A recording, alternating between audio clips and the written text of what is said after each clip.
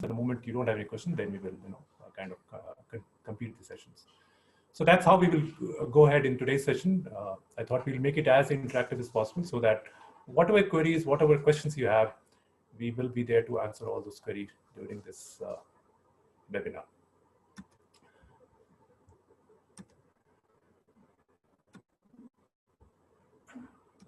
All right, sorry. So one thing that I wanted to talk about, while we have been interacting with a lot of people, they typically ask us what are the criteria that we use in shortlisting people, or criteria that we use in giving a people admission to this program. So these are the few criteria that we use while we evaluate people application, and basis these evaluation, we shortlist people for the interview, and then how you perform in that interview. Basis your performance in the interview, you get admission offer. So the first criteria is, of course, academic performance. Whatever you have done in your undergrad, if you have any postgrad, even your 10th and 12th, how you perform that, we look into those academic performance. That's one of the criteria that we use while we evaluate your application. And the second thing that we look at is the personal attributes. And under personal attributes, we look at high ethical values, strong superior interpersonal skills, ability to communicate effectively and intelligently, achievement-oriented mindset, and global outlook. Now, how you can reflect these personal attributes? So in the application, there are essay sections. Maybe you can choose to talk about these aspects in your essays. You can talk about certain ethical decision you took or certain ethical actions you took in your essays. You can talk about any problems that you solved by using your interpersonal skills or using your skills to communicate effectively, intelligently. So these are essays you can build around your essays, around these attributes, and try to highlight that you have these these characters or these personality traits that you have in you, and then whatever you write in essays, just make sure that you reflect these aspects in those essays, and that will help you stand out from other applicants. Similarly, achievement-oriented mindset. If you can talk about some aspirational thing that you achieved and how you went about achieving that, again, that will help us. And again, global outlook in the work experience and whatever you think that if there's an opportunity for you to reflect your global outlook, that will also help us assessing your personal attributes. So these are the few things you want to highlight it. And while we are going through this presentation, if you don't take a screenshot of these slides, you can take those screenshots. You can keep it for your references purpose later on, so that while you're filling the application later on, you can go through these pointers again and try to highlight these pointers in your application. So feel free in taking the screenshot of these things, and just keep it in your record, and you can use that later on while you're filling the applications. And then professional qualities and work quality. So this is something that you want to highlight in the work quality section. So we look at your work experience, the quality of your work experience, and while you're writing the quality of your work experience, you can talk about your professional achievements, some managerial experience and all that, any leadership growth that you have showcased, and anything that you have achieved over the past few years, the past few decades and all that. Again, you can talk about those things under professional qualities. That will typically come under work experience, and whatever section is there, you can try to highlight these aspects in your work experience segment. And basis that, then if you can bring out these things in your applications, then you have a stronger chance to making your application stronger. And after that, we evaluate your application, and then we shortlist you for the interview, and then we call you to the interview. And then, of course, in the interviews, there will be few PGPMAX alumni, and they will be interacting with you on basis of that interaction. They will be shortlisting or giving admission offer. So this is the brief I want to talk about. Now, what I'll do, I'll hand it over to my colleague Smriti, and what she will do is that she will walk you through the different aspects of the application portal, and we will be going through a step by step. And while we are going through a step by step, if you have any questions, feel free raising your hand, ask those questions, and we'll try to address those questions here itself. So I'll stop my screen, Smriti, and then you can share your screen, and you can just walk them through the application portal.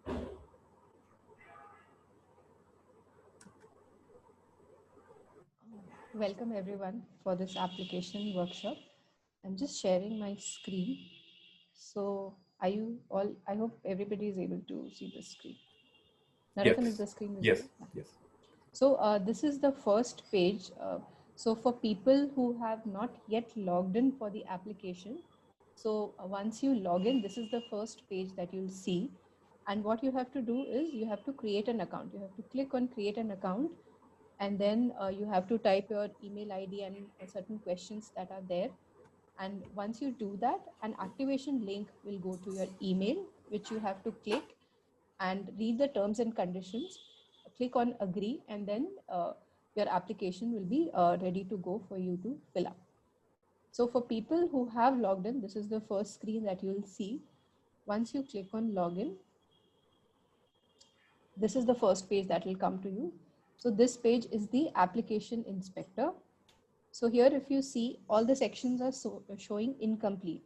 So what happens is once you fill up every section and then submit it, it has to show complete here. Once all the sections are complete, only then you'll be able to submit the application. So first I go on to the application details. So this is the application details. So I have to fill the academic year which is there. If you are a reapplicant, you have to click on yes and specify the year which you had applied earlier. If you're a fresh applicant, you just click no. And you then need to mention if you have attended any information sessions conducted by ISB. If yes, you just need to mention the location and year. If no, then you can proceed accordingly. Next, preferred interview location. This is a very important question. So you have to select the city where you want to have the interviews conducted. Although the interview for this year we might have online, but still it's good to share.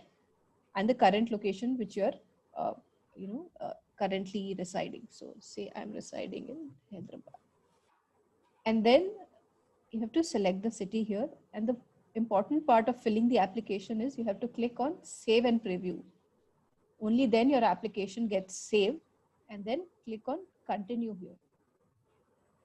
So if you see the application inspector, the application details here, it shows complete. So when I go to personal details, sorry, I've just taken a sample photo here. So you have to choose your photo, and the format of the photo is given. So it has to be 375 into 450 pixels, which only then it will be able to accept. So I'm giving my first. Smriti, Thiru has raised hands. Should I ask him, or do you want to? Yeah. Okay. Yes. 1 second. Yes, Thiru, you can go ahead and ask your question. Okay. Good morning, everyone. Okay, thank you very much for the session. One of the question is like I filled the first section, which is application details or application information, which is, let's say, reapplicant is equal to no, and as well as have you attended previous sessions is no, Hyderabad, and save and continue. But still in the application inspector, it says incomplete. So, Thiru, try clicking on save and preview first. Okay. And then once you click on save and preview, then click on continue. Once you do that, you'll come to the next section. Excellent. That's done. Yeah. Okay. And this is regarding the interview. Is it the physical interview? I think this is probably not decided yet, right? Whether it is online or it is a physical interview. Yeah, it's not decided. So it's better for you to fill the one that you prefer. Yeah, that's fine. Okay, that's fine. Thank you. Yeah, that's it. Thank you. So should I go ahead, Narottam? Yes, go ahead. Because I saw somebody else. No problem. So I'm filling my first name, last name, and the name as you want on your certificate. So you might be, giving your first and last name or family surname here, but how you want to be, how your name, you want your name to be printed on the certificate, you might want to mention here. And then if there's any change in the name, you have to specify the reason for the difference in the name. So what happens is, for females especially, your family surname is your maiden name, and then in the certificate you would want, your spouse's surname. So you can mention the difference in name here, or if you have a longer surname, probably that also you can mention. So, and then the passport number. So passport number, I'm just mentioning randomly here. So passport number is important since this program has international immersion. So it's always good to have a valid passport. And the date of expiry.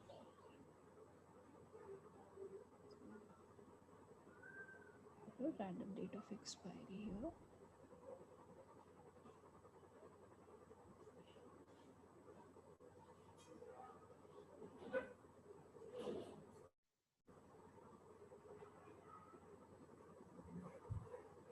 So I filled all the sections here. I'm clicking on save and preview and then continue.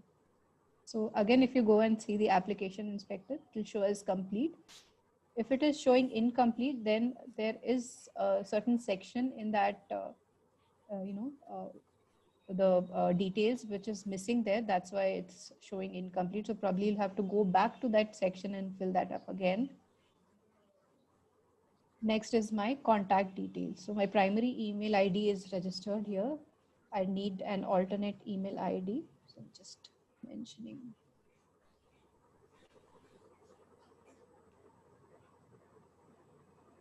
If you want to CC all your emails to that ID, you can mention that.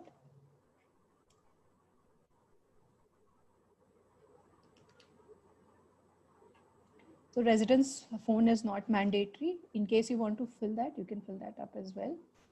So all the mandatory sections are highlighted with red asterisk.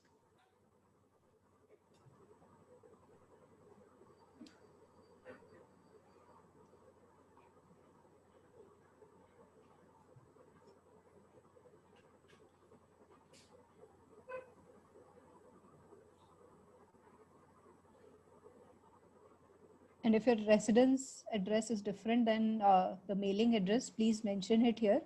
Otherwise, you can select same as preferred mailing address, click save and preview, and then continue. And in case, there are few sections, so I'll show the next steps here. So yeah, in parent details. So if you don't want to mention your father, mother, or spouse's details, you can click on yes. But if you want to mention, please click on no, and the subsequent section will appear and you have to fill it up. So say if you do not know in one of the things here, so probably you can just click on save and continue. It will not complete your application, the section, but what it will do is whatever you have filled, it will save it so that once you come back, you don't have to refill the entire section again. So I'm just clicking on, I want to skip it. Okay, Yeah. Smriti, we have a question from Yes. Kumaravel. So, Kumaravel, you can. Thanks for the session. What is the situation where we skip this the father or mother details? So see, it's up to you. So if you don't want to mention your father details or mother details or spouse details, you can skip that. In case you you want to mention, it's not mandatory. You can add that as well. Okay. Say my father is expired. So in this situation, do I specify the details or I can so skip not required. That? If you don't want to mention your father details, you can skip it. If you want to keep it, you can keep it here. Okay. Okay. Thank you. I can move ahead, Narottam. Yeah. Yes. Yes. So I'm clicking on continue. So next comes the emergency contact details. So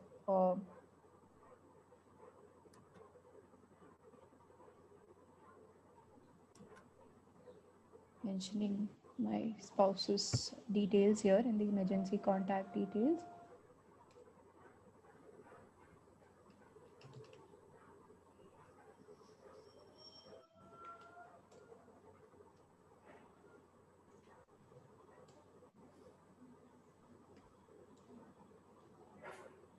So whenever you try filling the city or state, it will show the pop-up to you. Please select that and don't try to fill yourself because then the system will not take it up. I filled my contact details here. Clicked on save and preview and save and continue. Now here comes the important part, the education details. So, there are few people who have the bachelor's and few people who do master's and professional degrees. So once you go to the degree level, you can see all the sections here: bachelor's, master's, professional, 5-year integrated program, doctorate, PhD. And in case it's not any of these 5, you can mention an as others and go ahead. So I'll start selecting bachelor's, and you have to select the stream which you have done. So say I have done bachelor's of commerce. You have to mention the date. So this date need not be exact, because we understand that it would be much earlier than what you would have done. So you just take as a general one and mention it here. Like generally the course starts in April and all. So you can mention April and just mention 1st April or something. Okay. Smriti, we have a question from Rutuja. 1 second. So Yeah. Rutuja, you can ask a question. Hi, Narottam and Smriti. Good morning. I have a small question regarding my PhD. So I'm already doing PhD. It has not been completed. So is it mandatory that I put there, or we just put the completed degrees once only? Once you add it here, Rutuja, so the next step here is once you add it here, you can so you can mention it here, and if it is still ongoing, you don't need to mention that. But it's good. Actually, in the ongoing case, now I have tried filling. In fact, I have saved the draft. But even if it is ongoing, it asks me to put an completion date. So then leave it, Rutuja. Leave it here. If it's okay. ongoing. Asmati, this is Thiru. Thiru. Yeah. If you can go back to the previous screen. Yeah. That is the main entry part. Yeah. Okay. 2 questions. Like one is the degree name. What I did my master's in Master of Sciences in Software Systems. Okay. Okay. So I think it is the 2 parts are there. Here the 2 things are there. One is Master of Sciences is there, and the other one is Master of Software Engineering is there. Okay. So which one should I choose? Basically, it is a Master of Sciences and the major is in Software Systems. Which one should I choose? Because then the next screen, I think we have the details about it, right? Like Master of Sciences. Then, so which one we need to choose? So whether I think it is it's a master. better, Thiru, if you choose Master of Sciences here. Yeah. And then once you go on adding the details, you can mention Major the specialization here. That's right. Okay. That is one part. The second part is the dates attended. Normally, as you already mentioned, but say if you take my bachelor degree, for instance, 2001 and 97 and 2001, we don't know exactly the month and the day. Okay. Yes. But here we definitely we can say that that's between 97 and 2001, for instance, or maybe in the masters as well. So is it a compulsory saying that like probably we can give it, let's say maybe the covering academic year, but is it mandatory to exactly the date we started and ended the course? So Thiru, you can so generally I said the courses start somewhere in March and April. Or if you just remember the month also, you can put a random date with the same month and the year which you did. Or you can select, but the year should be the same. Yeah, of course, yeah. And the dates you can select that. Okay, that's fine. Thank you. Yeah, okay. Good. So I go to the bachelor's. I filling that up. So Smriti, we have 2 more answers. Shruti, you raised your hand. So do you have any more questions or? No, actually, Thiru's question kind of answered what I was looking to get. Right. So I'm good. Thank you. Anindo has a question. Anindo, you want to ask a question? Yeah, can you go back to the last screen? Yes, in the degree section, we have bachelor's degree with honors and bachelor degree. So in my degree certificate, if it mentioned bachelor degree with distinction, does it mean honor? So you, which stream did you do your bachelor's? Bachelor of Engineering with distinction. So just mention Bachelors of Engineering here. Okay. So it's here, Bachelor of Engineering is mentioned here. You can just select that and then put the details in the pop-up section. Okay. Yeah. Should I move ahead, Narottam? If you Yes. Sorry, we can move ahead.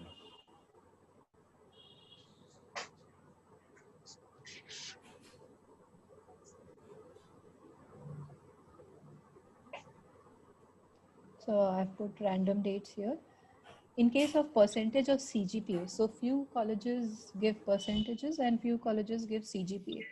So if you're mentioning a percentage, please mention on a scale of 100, like 80% on a scale of 100. You don't need to mention percentage, just mention 80 on the scale of 100. If you have a CGPA, so CGPA on a scale of 10 or 5, you can mention accordingly. So say if on a scale of 10, I mentioned 8. If you're still confused, there's a section to click here to see example. So you can see here and mention it accordingly. Country is already selected.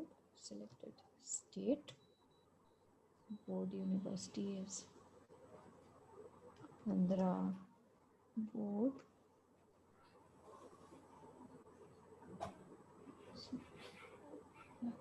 I'm just saying Osmania University in campus, city, town,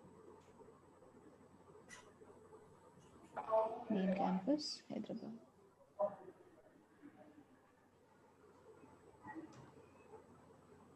Yes, Thiru, go ahead. Yeah, ask a question. Yeah, I think in city, basically my master's from BITS Pilani. Okay. Pilani is not populating automatically.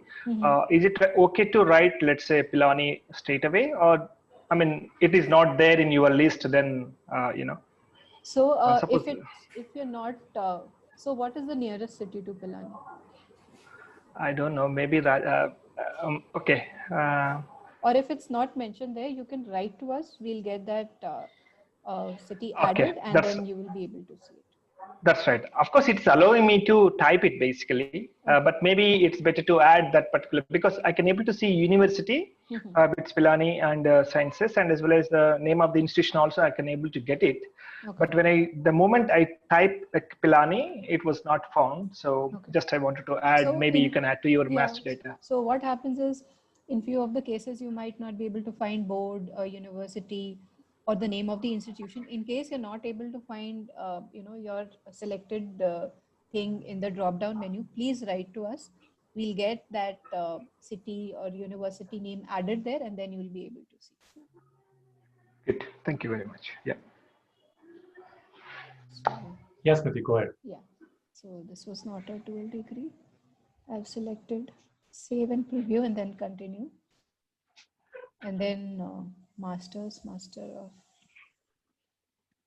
Okay, we have Chandrakala raising her hand. Yeah. Hi, Narottam. Hi. Yeah, Chandrakala. I have another question. See, during the academic, we also, before getting into the course, we also write a certain set exams. See, if I have specific achievements there, is there a provision to put it over here? Yes, there is a provision. I'll come back to that probably later. So the section is not mentioned here, but there's a provision towards the end which you need. Which you can write. Okay. So I'm just mentioning here the date.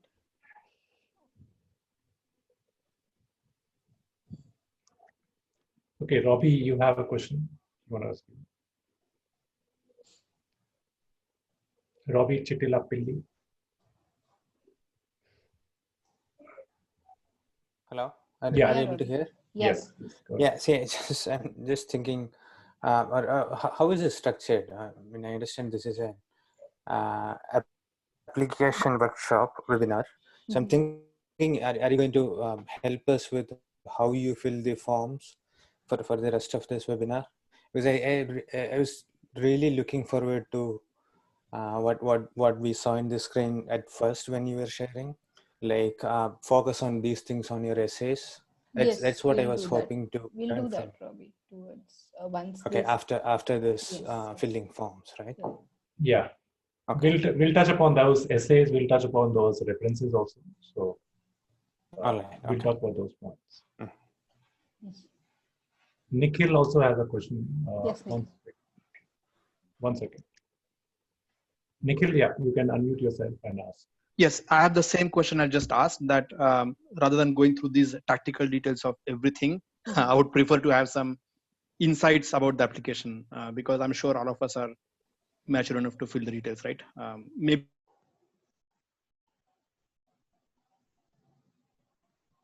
we can. We'll touch upon that. It's just that people do have queries on these parts, so that's why we are touching about that. So it should not take another 15-20 minutes. Yeah. Okay. And I'll after just that, do it we'll quickly, touch upon Nikhil, those. so that Sure. we have a lot Thank of you. time to cover the essays towards. Yeah.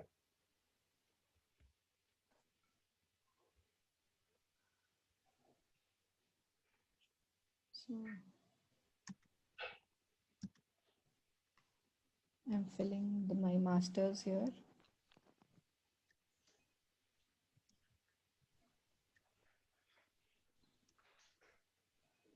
So I think one of the persons, sometime back, she asked that if it's under progress, what would you do? So here is a section called under progress.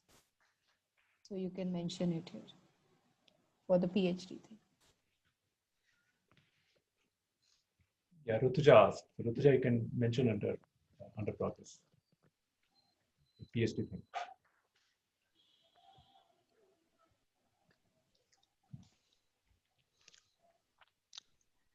Hello.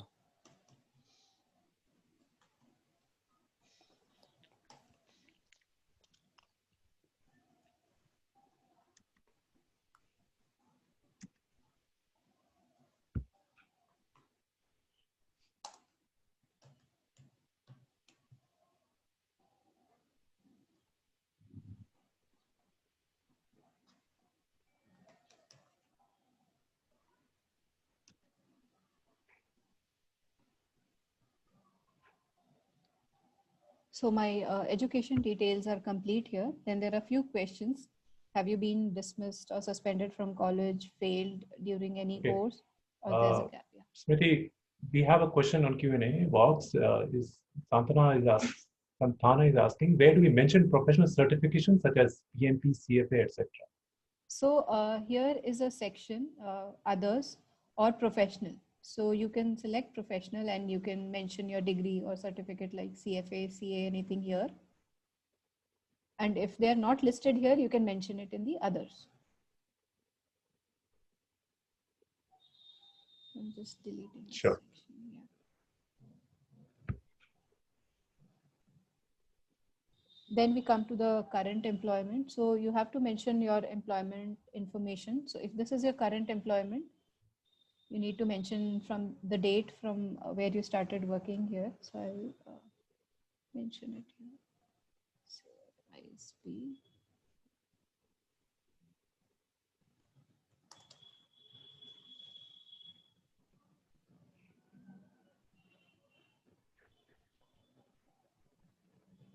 So I'm just mentioning about my employment details.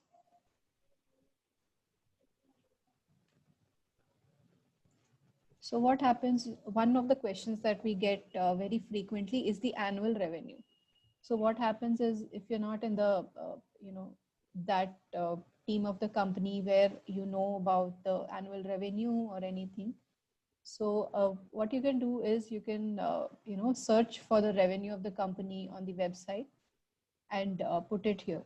So it's not, to be exact, but yeah, precisely or approximately correct would do.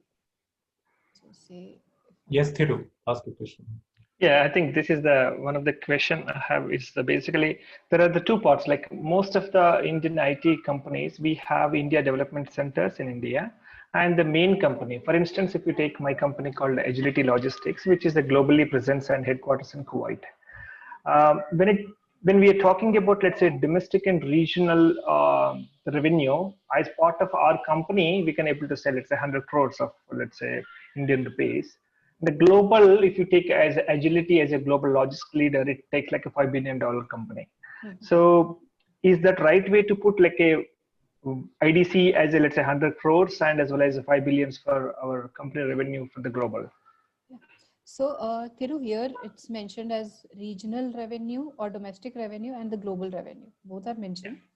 Yeah. So the domestic revenue you can mention here and the global revenue you can mention here on the second slide. Yeah. So that is one part is the current or maybe the previous company we know, but like most of let's say average of let's say 20 years of experience or 15 years of experience, few companies, and we definitely you answered that question.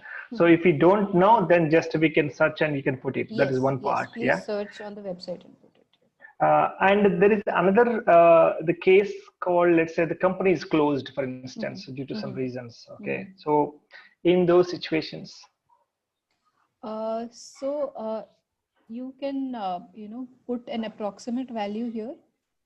Okay. And then because in this section we focus more on your role and your achievements and responsibilities in that organization.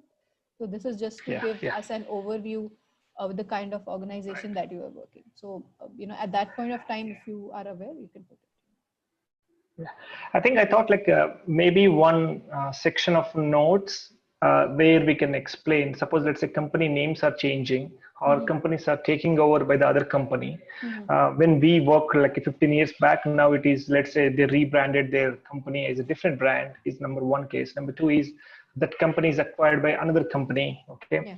Maybe if we wanted to be mentioned such kind of things, because sometimes we don't know that first-hand information at the moment. So maybe we don't have any other section here. So that's what actually one point I would like to raise. Sure.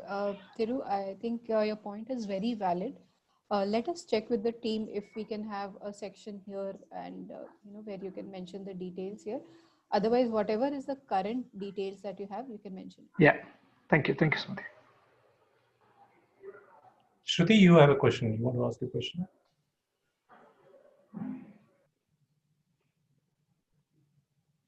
Shruti? Sorry, I didn't realize I was on mute. So my question is very basic here. What I'm asking is that, usually some companies will not have this demarcation of domestic and regional. Like in my case, I don't think I have a global and a, it's not split. It is, I have global revenue that I know I'm carrying. So I can leave one of these sections empty. That should not be a problem, right? It's not a mandatory. Yeah, it's not a mandatory. At least one of the sections, a part of this, you'll be able to fill. And if say it has a domestic presence, it does not have a global presence, you mention the same details on both the sides. All right. Yeah, so that will also do. So I'm doing here exactly the same. I'm mentioning the same details here. Sure. Thank you. And Shruti, Deepa Radhakrishnan is asking a question. Yes. Can you mention multiple current employment? Yes, we can mention multiple current employment. Yeah, so she's saying that I work with 2 organizations and volunteer with 1. So you can select freelancing here and put it there. Because you can't be working full-time at 3 organizations. Deepa, you want to ask? Maybe you can raise your hand. I'll allow you to talk and then you can. 1 second. Yes, Deepa. I've allowed you to talk, so you can. Hello. Yes. Yes, Deepa. Hey, hi, Smriti. Hi, Smriti. So I have my own organization and I work with another one, and I volunteer with one. So like that. Okay, so one you can put as full-time and other you can put as part-time here. Part-time, okay. Yeah, part-time or freelancing. Or freelancing, whatever. yeah. Yes. Whatever. And then volunteering also will come under freelancing? Yes, volunteering will also okay. Freelancing. Thank you, Smriti. Thank you, Deepa. Sure, let's go ahead. Yeah. So you just have to put the digits here. So if I'm mentioning 100 billion, it's just I'm going to mention 100 and then it takes the other numbers about my role. So okay, Sudhir is asking a question. Yes, Sudhir. Hi there. Like the earlier question, I'm also managing a couple of businesses, one in UK, one in India. And I'm the founder and managing director for both of those. So do you want me to add those are 2 different entities, 2 different employments? No, I think it's under the same entity. The organization is the same, right? It's not actually. Those two are two different entities in different countries. So then you can mention two different entities as full-time. Okay. A follow-up question, quick one. In that case, should I select myself as a self-employed one, or? Yes, if you're the managing partner, and then you have to select a self-employed. All right. Okay, thanks. Yeah. So then I say I started as an associate, no direct reportees, no indirect reportees, and then to senior managers, say 6.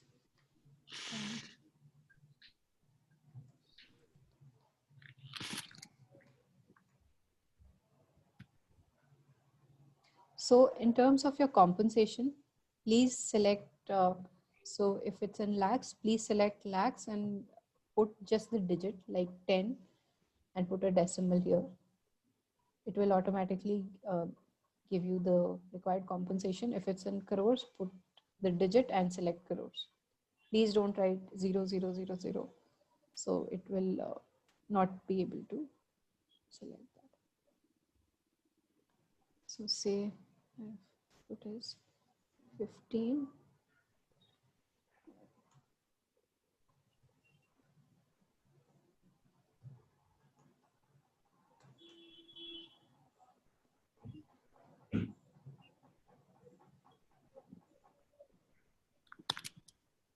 So I'm just mentioning one of my employment here.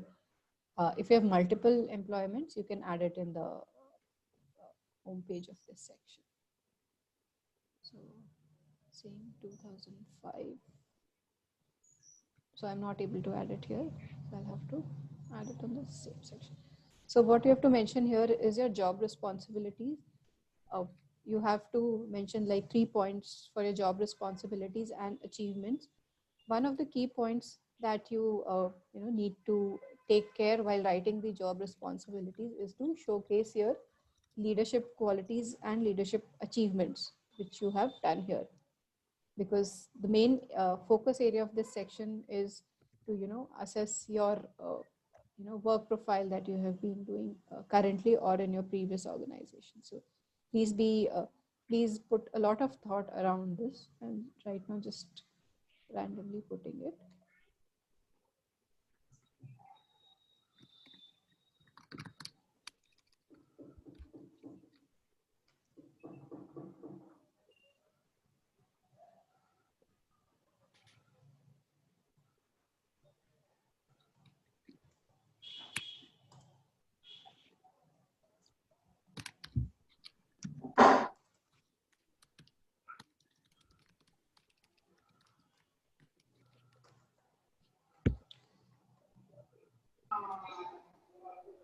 So we get a lot of questions while mentioning the reporting manager's name, designation, and email. So since this is only one organization which I have put here, I'll be able to put, but in case, when you put your previous organizations and you don't have your reporting manager's email ID, name and designation you will have, but email ID, in case you don't have it, please mention a generic email ID of the organization, like info@isb.edu. So if it is for the last 5 years, please mention it correctly. If it is beyond 5 years, please mention a generic email ID. Yeah, Thiru, you have a question? Yeah. I think the recent one, as we said, that we have this information. One of the case I have is when I was working in UK, I had my own company that is a public limited company. I was the managing director for that company, and I used to do the consulting.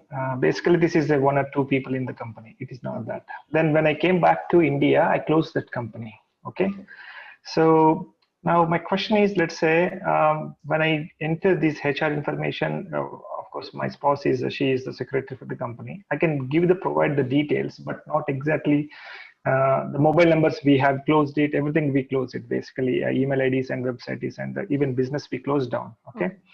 So in that case, can we provide our let's say personal mail IDs, or just how do we want to take it?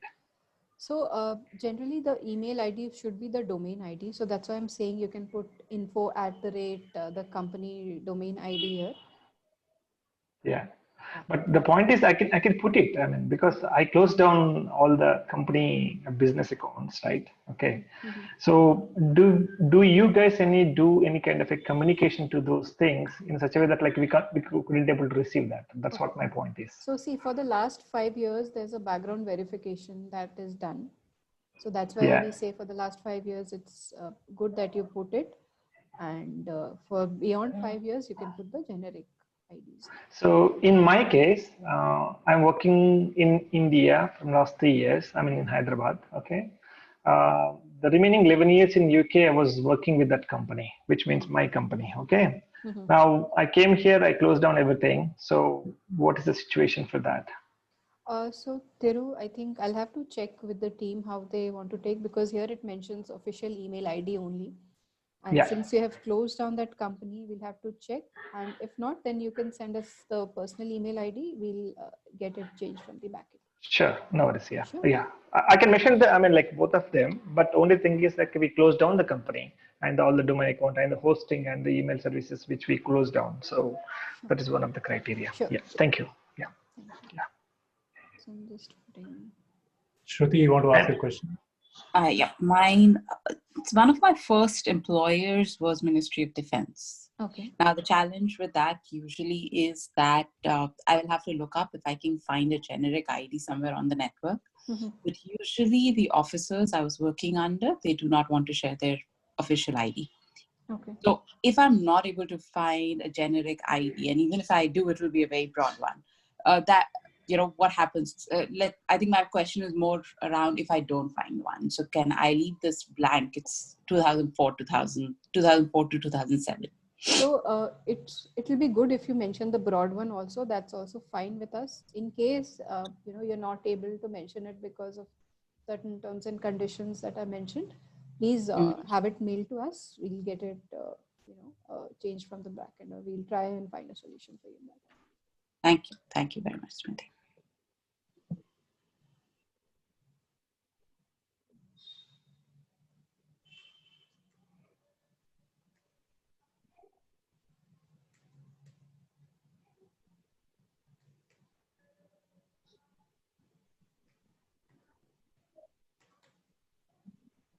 So in the detailed description also, you have to mention in 300 words on the describe the department and organizational unit for which you were responsible, related to the whole organization in terms of size, scope, autonomy of responsibility.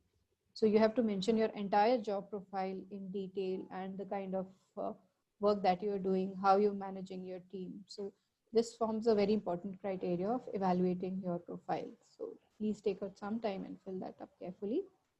I'm just mentioning randomly here, industrial.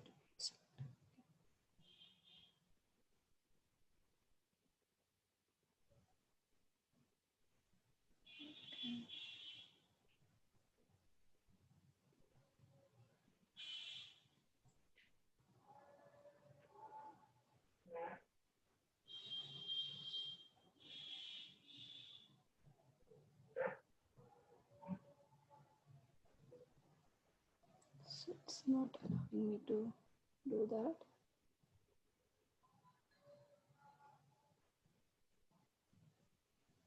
We can't able to do that. Same thing happened to me. If you go back to again, and you need to mention in the starting page, basically, not here.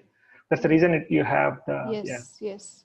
So what I'm trying to do here is just mention the 10 years of experience here, because it calculates the years of experience also on this page.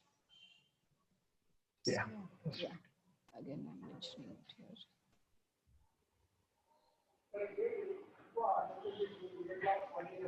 Sorry for this. Just do it.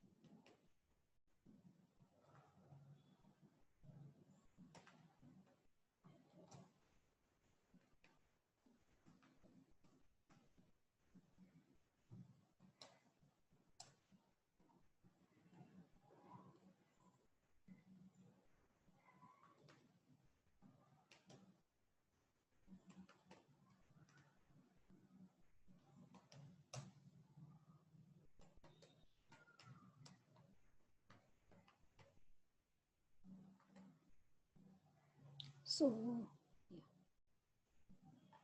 Compensation.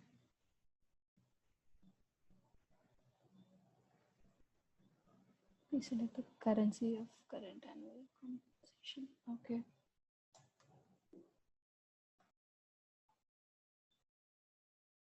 So I filled this up. So if you want to go and have a look at the application inspector, you can check. So it shows employment details still as incomplete. Okay. So are you currently employed? So I missed this section. That's why it's showing incomplete.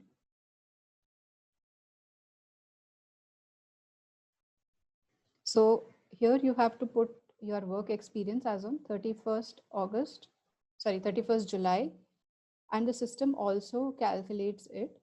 So what happens is sometimes we don't take 1 month or 1 year gap in between, but the system calculates it according to what you have put it here. So you can mention it. Months is, I put 10. So when this work experience does not match, you have to write why is it not matching and where is the gap, or recheck the data and then put it accordingly. So I'll just put it here. See. Now here comes the essays. So for the essay, you first need to click on add, and then you'll be able to see the first essay which you need to write on what is the driving factor for you to do PGPMAX at this stage of your career, and how do you think ISB can help you achieve your professional goals. So Narottam, are we taking the essay here or later? So we'll take it here. So now I will take it over here, and basically I'll talk about essays and evaluations, and then I'm stopping my screen share. Yes.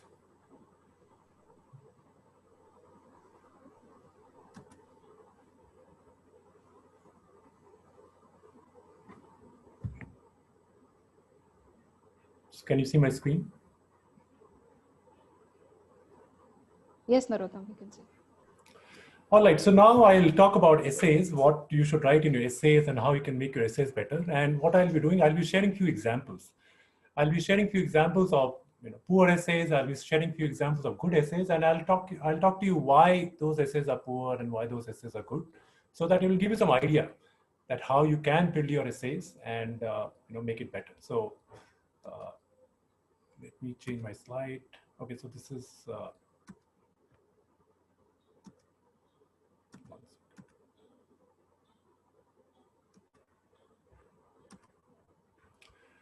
okay, so here is one example of a poor. So this is the first essay. What is the driving factor for you to do PGPMAX at this stage of your career? How do you think ISB can help you achieve your professional goal? Now, this is a poor essay, and I'll tell you why this is a poor essay. So I'll give you some time, maybe just 1 minute to read this essay, and then probably then we can discuss why you think, or maybe I think this is a poor essay. I'll give you reasons for my thinking of this being a poor essay. So just take 1 minute, just go through it, and let's discuss after that.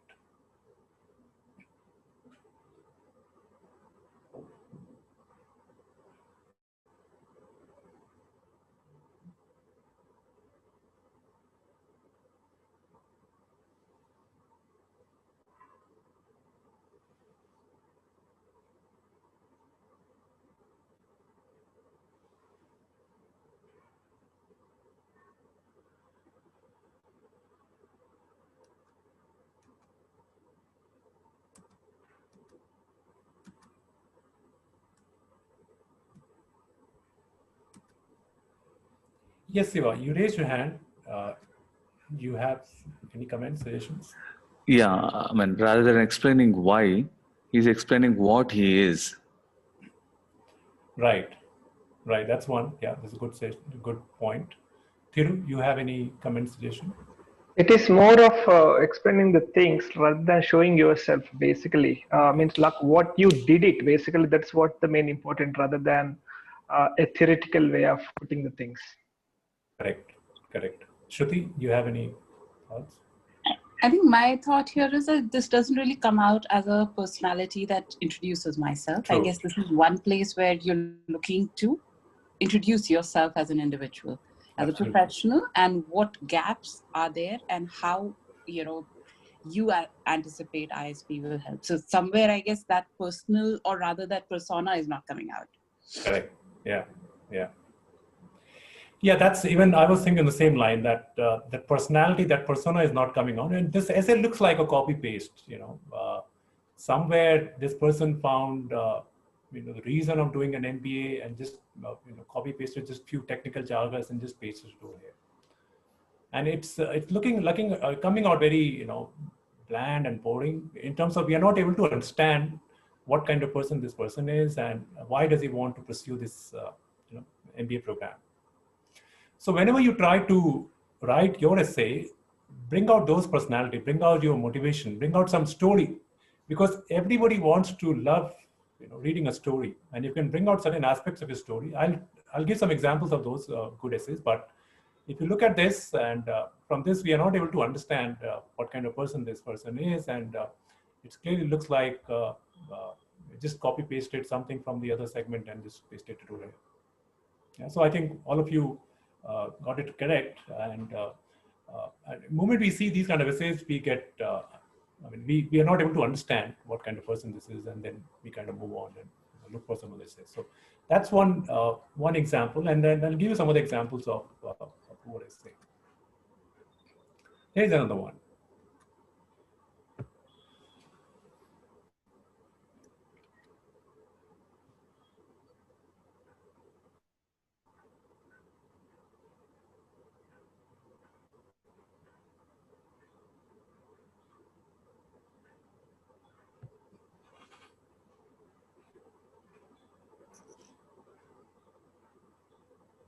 Yeah. So even this one is coming, it's the same comments, right? No personality coming out, there's no story, there's no motivation. Again, looks like, this is what this person wants to do. And, again, we are not able to get a clear understanding of the person. Sudhir, you have any comments? Sudhir, you raised your hand. You want to say something? All right. The earlier one was too generic, and this is too egoistic. Correct. Yeah. Yeah. Yeah. Again, personality is not coming out. Yeah. That's the same point. Yeah. But it's not a story. It's just Yeah. a egoistic statement. Exactly. Thiru? Yeah, basically he said that like I worked hard to prove myself, but that proving is not coming out. Exactly. Correct. Yeah. Whatever he's saying, it is not backed up by any examples, any evidence, any story there. So, yeah. Yeah. Okay, so now you got an understanding of what kind of essays are poor essays. So basically, what we are trying to understand is that certain aspects of that person. And if you can, let's say, if you're saying that you're a hardworking person, or you are, let's say, a perseverance person, or your resilience, give us some examples. And we would love to hear those examples. What were those incidents that you went through that make you feel that you're a hardworking or resilience person or perseverance person and all that. So, and we are interested in reading those stories. So that way, it helps us understand what kind of person that is. And the last two essays that I've shown, none of those essays talk about those aspects. So let's look at some examples of good essays now. Right? One second. So this is the same first essay, and now you can again go through this.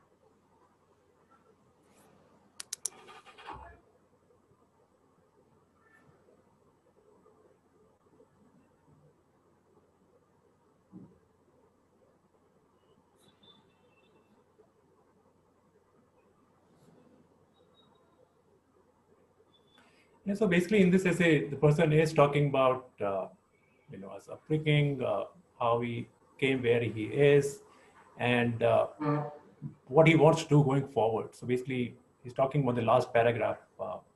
He's talking about what is the motivation and why he wants to pursue this program. That's something we would like to hear, that what has been the person's journey and why this person wants to pursue this program and how this program will help this person to move to the next level. Right?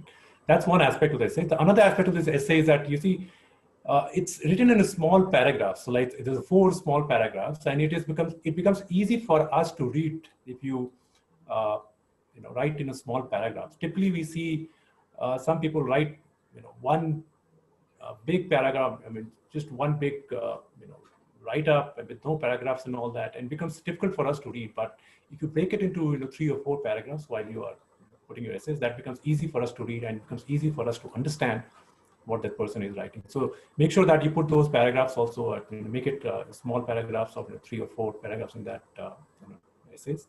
So that's another aspect that the evaluator is able to read those essays and get a good understanding of that.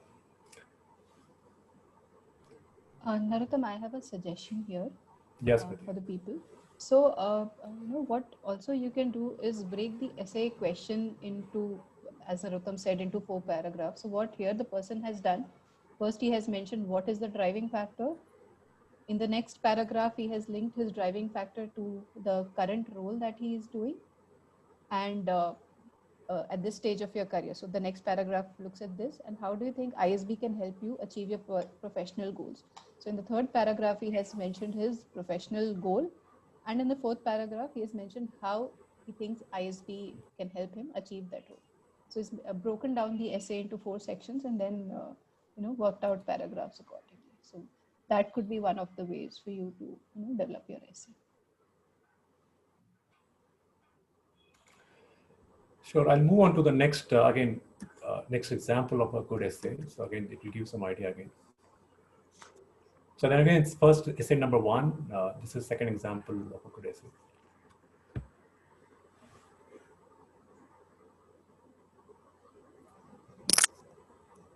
Naresh. Good morning. What's up, Naresh?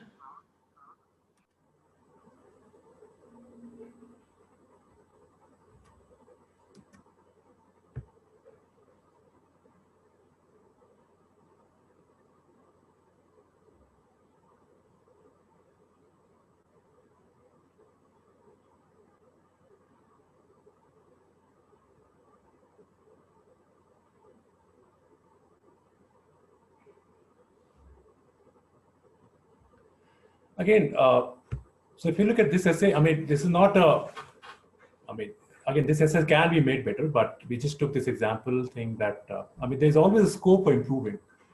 But in our earlier discussion, what you have been talking about, coming out this persona, coming out, bringing out that personality, talk about, one particular incident, talk about that particular story. And if that story, kind of highlights your traits, highlights your character, that would be great. So basically talk about one particular incident of your career, of your life, where, you have gone through and that probably you struggled in those things, right? And while you're highlighting that this is where you struggle, and now you felt that this is the program that will help you, learn something new, which will help you, move to the next level. So that's something we bring out, that, give us some background, give us that, struggle, give us some problem that you faced, and how this program can help you, fulfill that, find the solution to the problem. So that can be a structure that you can build while you're writing essays. But again, the more personal it is, the better it is for us to, understand the personality of that applicant. So make it more personal, bring out your story, and that way, you can make those essays better. But again, as I say, what we have been talking earlier also, that you can reach out to us for feedbacks or suggestions while you're writing your essays. So let's say you have written your first draft, and if you want us to evaluate your essays, you can reach out to us, and I can go through essays and give you some feedback, and basis that you can make your essays better. One way is that you can always reach out to your colleagues, to your friends, and show your essays to them, and just ask them about the feedback of those sessions. But again, if you feel that I can add some more, so you can reach out to me, and I can go through those essays and give you some feedback on that. So basis you can incorporate those suggestions. So feel free reaching out to me while you're writing essays, and I'll be happy to give you feedback and make your essays look better. So that's the first essay. Now let's move to the second essay now, the topic of the second essay. So this is the second essay. Describe your experience during a challenging time in your professional life. Explain briefly what actions you took and impact it had in your professional or personal life. So again, this is example of a poor essay.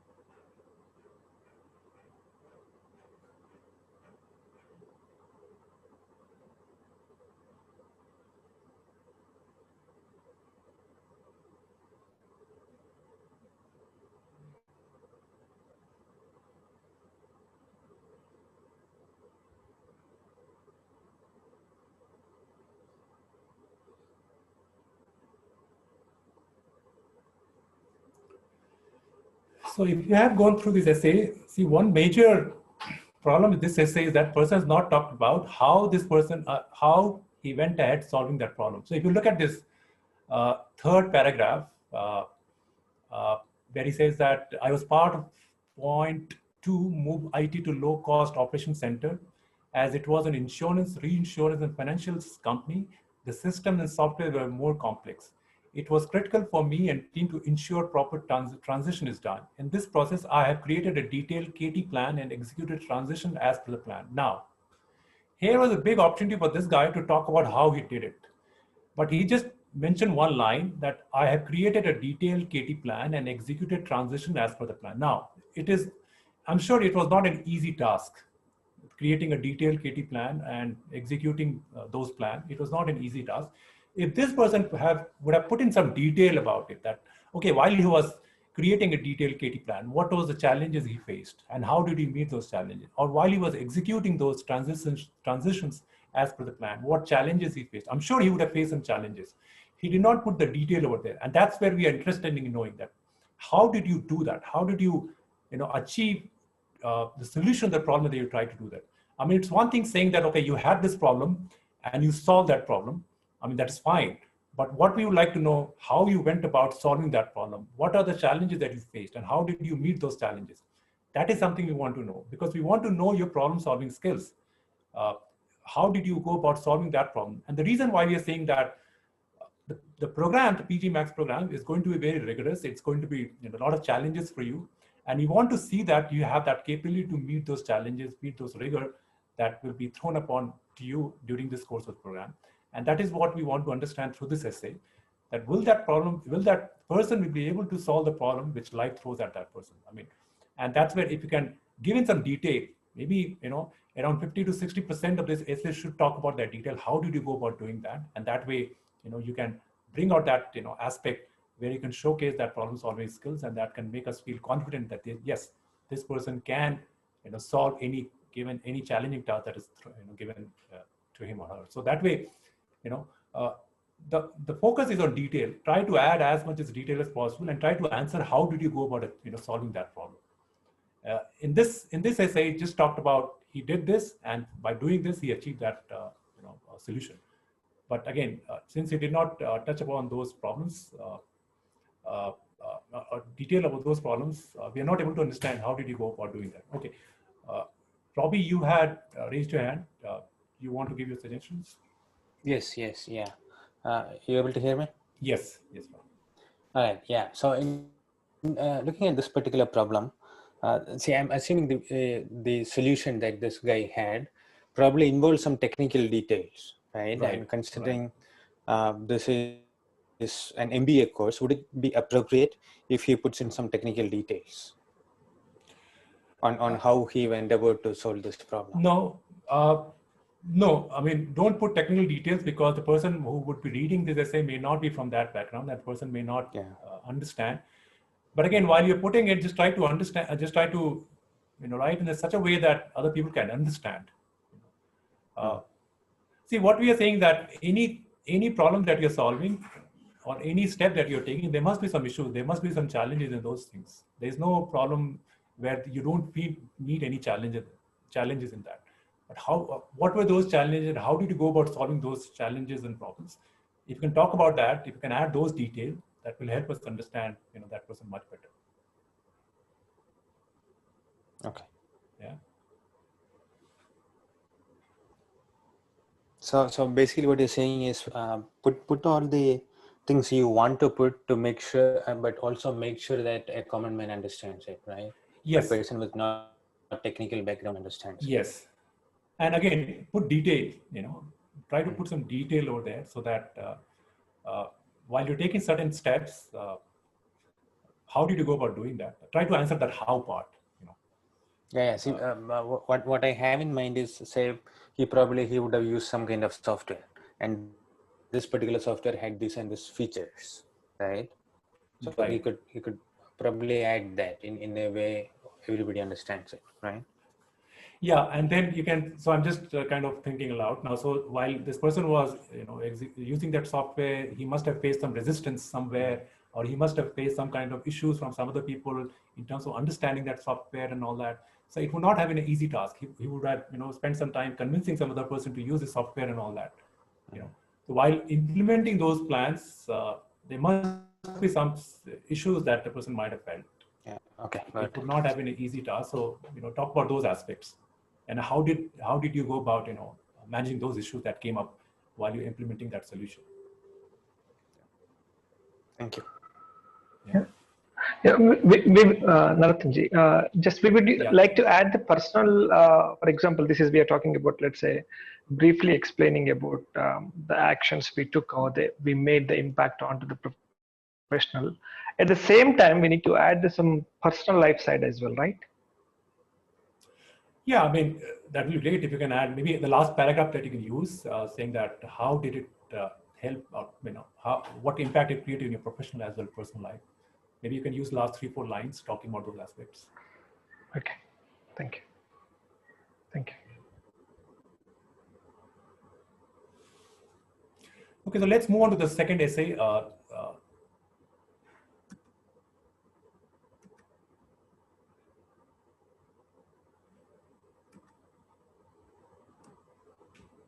Again, the second essay, and we felt this could have been better.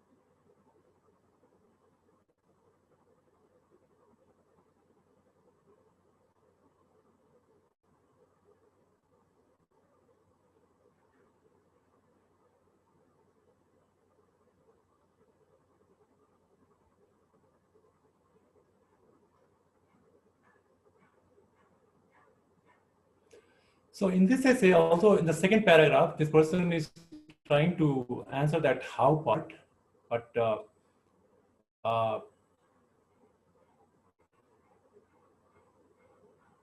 mean, maybe he could have spent more time on creating the context, how big that problem was. And maybe In the first paragraph, he is saying that he was an individual contributor and all of a sudden he was given one task and all that.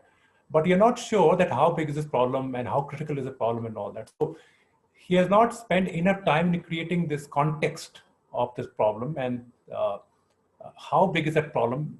That's something this person is missing here in the first paragraph. Although in the second paragraph, he's trying to address that this is what he did.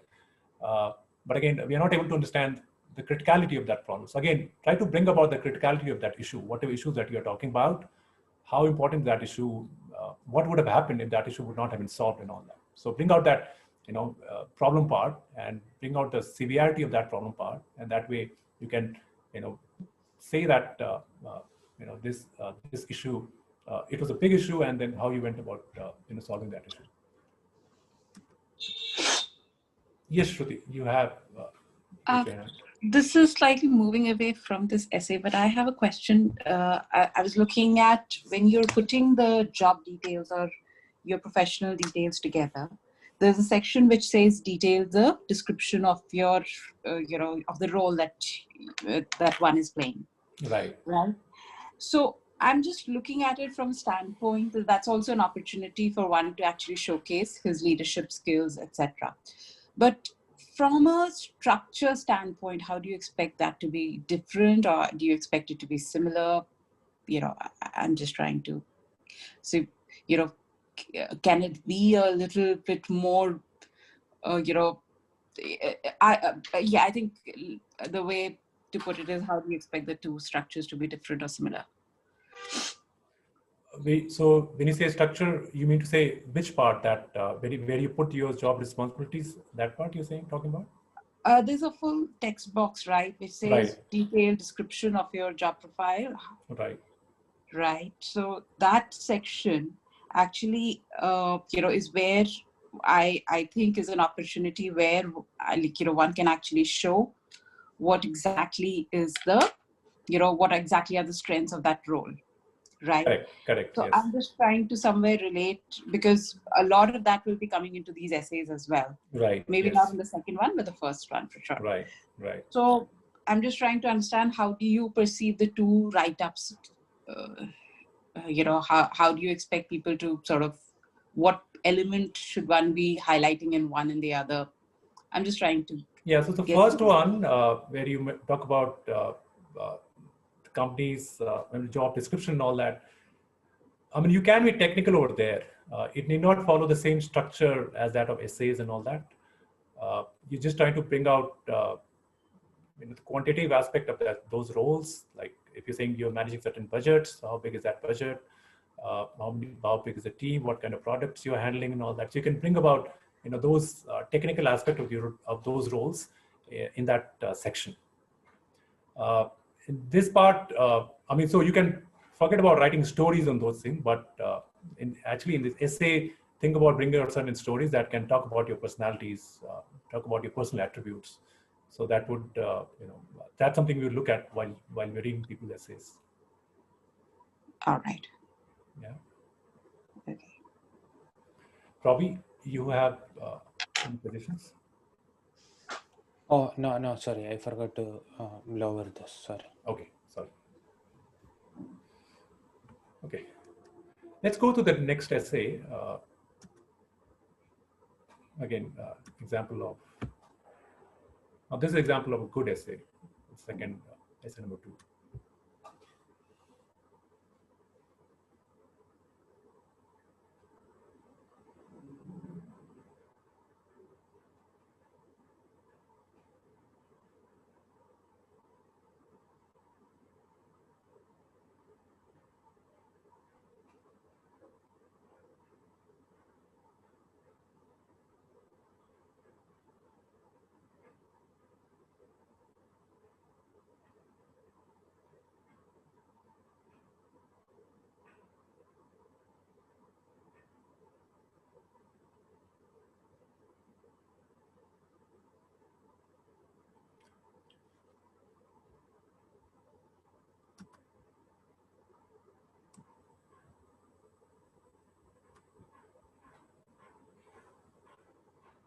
Yeah.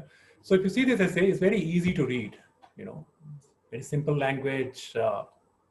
It does not take much stress while reading this, lines. Very easy, very small paragraphs. And again, a beautiful story how this person went ahead solving this problem. So once again, Prasad is.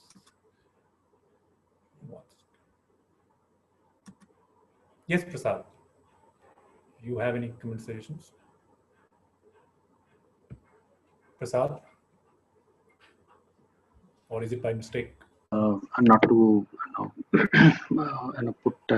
So here it is that the individual has given his background and a certain experience in the past, but it is not really calling out how any of the ISB codes like here in PGPMAX, how will it help, and what is he looking for his future? So that long-term goal is missing. So I feel that it is not a really a good one to look at.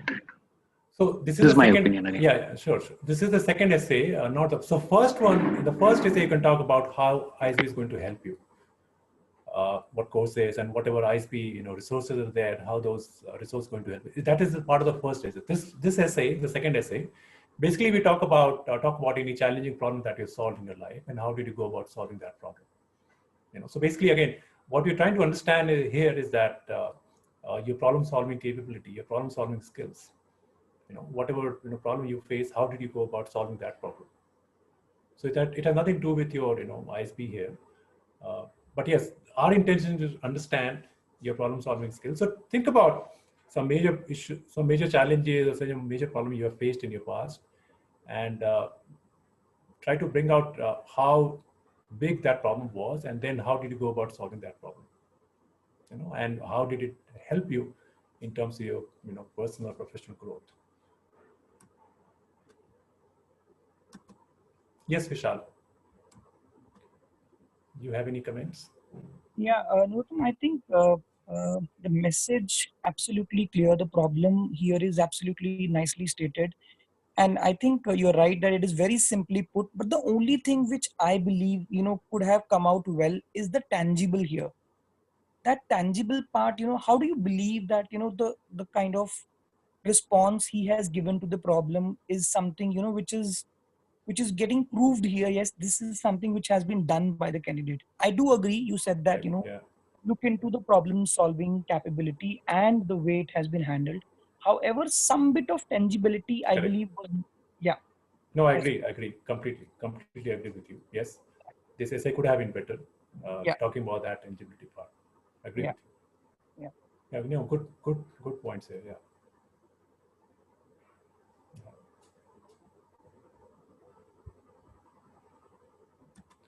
Okay, moving on. Again, the second example of the second essay. Again, you can go through this draft.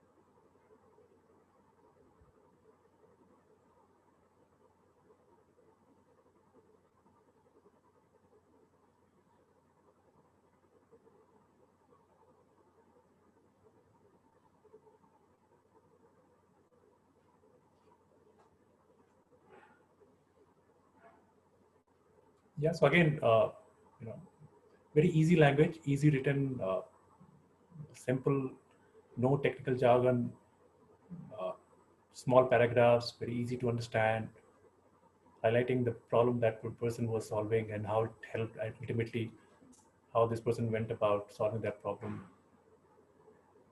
And so I hope it helps you understand how this person went about solving the problem. One second. Yeah, Shruti, yeah, tell me. I think the question again, slightly on the balancing side of this question, is that like you're looking at around 20-30% of one to focus on the problems, right? And then sort of 60 to 70%, 50 to 60% on how it's solved, and then maybe another 10% on personal. Impact, yes. Is that a What good impact? balance for Yeah, this? yeah, perfect. Yeah. Yeah, highlight that problem. Maybe set up a context, and using that context, highlight the problem, and then talk about how part of solving that problem. How did you go about solving that problem, and then ultimately what impact it created in the last 3-4 lines. Yeah. Perfect.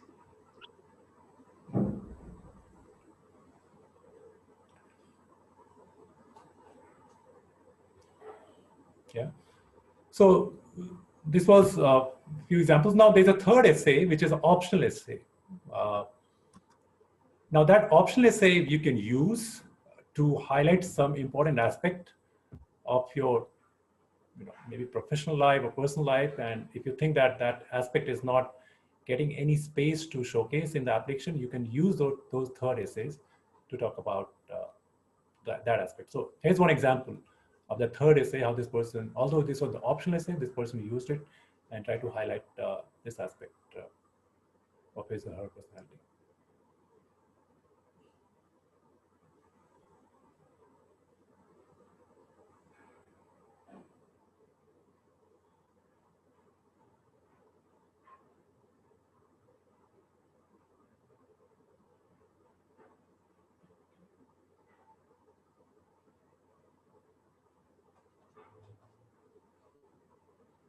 So this is completely, it's up to you. If you think that, oh, this is something I want to showcase, this is something I want to highlight, but there is no other space in the application, you can use that third essay part to use that and showcase those aspects. So again, anything that you think by putting it there can make your application competitive, make your application stronger, just put that over there. I mean, if you put it anyway, we will read it. So, but again, it's not necessary if you don't think you don't have. So typically about 50% of people do write in the optional essay and 50% people don't write. So it's not that everybody writes. Even people who don't write, they do get shortlisted and all that. But yes, put something which you think is important for you, and it can highlight certain aspect of your personality, of your professional setup. Just try to bring that out in the third essay. So it's open-ended. You can write anything in this part.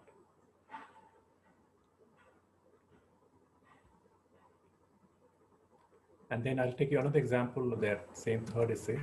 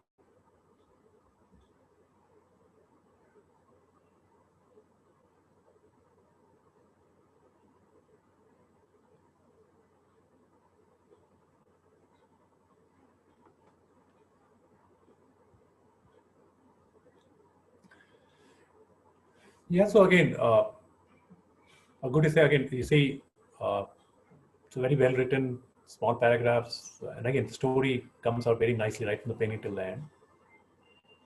So you just focus on certain important aspect that you want to highlight, and you can use that third essay to bring that out.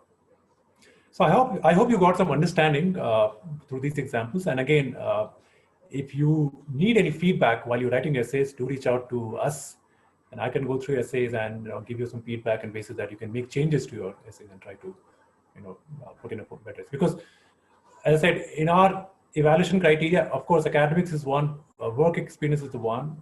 The third is essays, and that's where you can make a lot of difference. Academics, you cannot make much of a difference work experience, whatever you've been doing, you'll put that. But on the essay part, that's where you can bring out certain important aspect which people, kind of miss it. People don't take that essay section seriously, but that's one area where you can bring out certain important aspect of your personality, of your professional accomplishments, and whatever you think is important, you can bring that out. And that way, you can make your application stronger by focusing on those essays. So that's something I want to talk about essays. So moving on, I'll talk about this evaluations, recommendations, right? So I'll show you the format of those recommendations. This is what it is. So once you give your recommended references email ID, an email is triggered from our side to them. So once you share those details to us, we send them an email, and then we send an email with a link to your recommender. And when the person opens that link, they get these kind of questions. Now, the reason why I'm sharing this question is that, let's say you have decided your references, your evaluators. Maybe you can use this question to discuss with your recommender or evaluator what you want to highlight, or what you want that person to highlight when that person is writing your recommendations, right? So you can use this as a, you go through these questions, you can bring out certain points with your recommender, say that you want to highlight those aspects and those aspects and all that. It's perfectly fine. You can, discuss with your evaluators, and you can talk to them basis, whatever questions here it is, and you can just give them the pointers, and basis that, whatever your evaluators think best for you, they'll write that for you. So this is something that you want to use that. These are the questions that we will be asking to your evaluators, and you can use it as a point of discussion when you talk to your evaluator writing your recommendations. Yeah, so there are two evaluations. So again, this is again another important aspect of the application. What your recommender is writing for you, we also go through that very seriously. We go through each and every aspect of what that person is writing for you. So again, that is an important aspect that, if you discuss with evaluators, just bring out certain points that you want those evaluators to talk about. Do that, and that way you can make your references stronger, and you can get your recommendations. Well, yeah, Shruti, you have. So I've worked with some people who might have retired now. So, one of the things that I understand that most of these evaluations, they're sent directly to official IDs. Right. Now, people who have retired, and so I don't have their official ID, but I would want to include their recommendation. How do I approach that? Smriti, you have a suggestion on this one, right? Yeah. So, Shruti, if they are not working currently, so when you go to the evaluator section, Narottam, can I share the screen once? Yeah. So I'll just stop my screen now. Yeah, I'm just sharing the screen.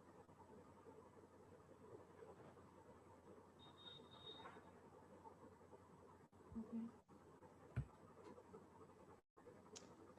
Just a second.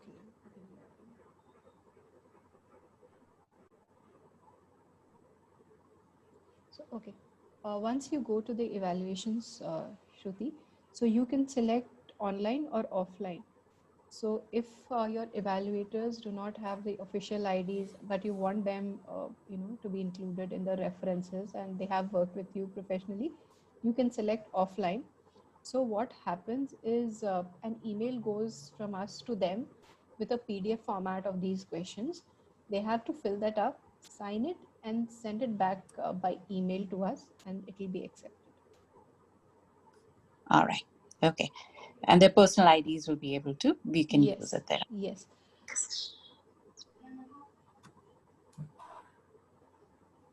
Robbie, you have any comments? Yeah. Hi. So I think maybe this is a stupid question, but just hear me out. So in the evaluation section, I saw that this question, what are your candidates' weaknesses, right? And explain some explain about when he has demonstrated these weaknesses, right? So what if there are no weaknesses, or what if my evaluator doesn't know about my weaknesses, will that negatively affect my application? Not really, but it can open up a point of discussion in the interview. So let's say your panelist can go through a recommendation and they see, oh, there's no weaknesses. So maybe, you know, I mean, I'm sure then, you know, the panelist can ask questions around that, and you probably have to defend that. So if you're confident that you can defend it, I mean, you can go ahead with that. No, yeah, but what I was thinking is probably the interviewer or whoever is evaluating all these forms would probably think or they would assume that my evaluator doesn't know much about me. Will that be the case? Not really. I mean, we would assume that if you're given your evaluator's detail, we would assume that that person knows you well. So we have no reason to question that. And if there's no weaknesses, fine. If there's no weaknesses. But Smriti, you have certain comments. You want to say something? Robbie, so what our thought is on this, you know, if the evaluator gives a, you know, list down a weakness, so, you know, that you can use as your strength by highlighting that this area of, so it's exactly not called a weakness, it's an area of improvement probably. And that is the area where PGPMAX program, you know, would help you get better. So you can, you know, in the interview while talking about your weakness, you can use it in the other way. So that is also one of the things that you can learn. Yeah, okay. No, yeah, I appreciate that. I understand it. But yeah, the reason why I'm asking is weakness part is always, I think it's very, I mean, at least for me, it's very difficult to think and write about. So see, Robbie, it's not mandatory, but yeah, if they know you well, they can write about it. If they want to skip that, that's also okay. Yeah. Narottam, I have one question here. Sure, go ahead. Yeah, in the recommendations format, I think that screenshot is a little bit, you know, that is blurry. So can you explain that? Yeah. Let me share that screen again. Let me share that. just stop sharing.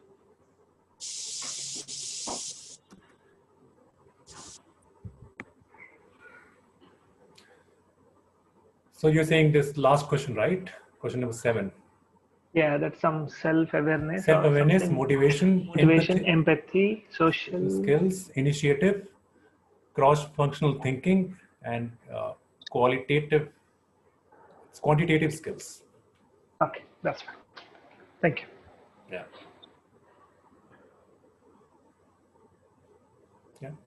Yeah. So yeah, other people also have raised their hands. So one second.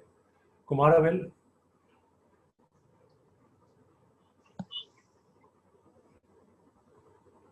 Kumaravel Ranganathan, you have any question?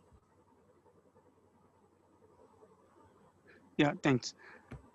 From the time this evaluation is approved, how long it takes the mail to be sent to the evaluators?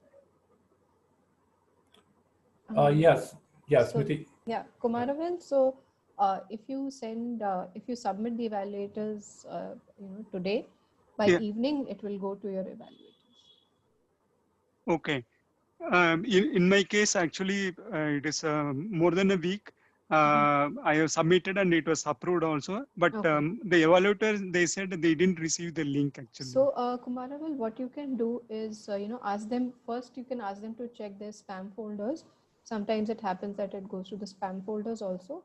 So if they don't find it here, we can again try to, you know, send them an email. In case they do not find it, then again, probably you can look for another references, or you can ask them to send an email from their official ID, marking their Gmail ID, and write to us saying that he's not able to receive the email which is sent from us, and please mark a copy to their Gmail ID. So the same communication will go to their Gmail ID also.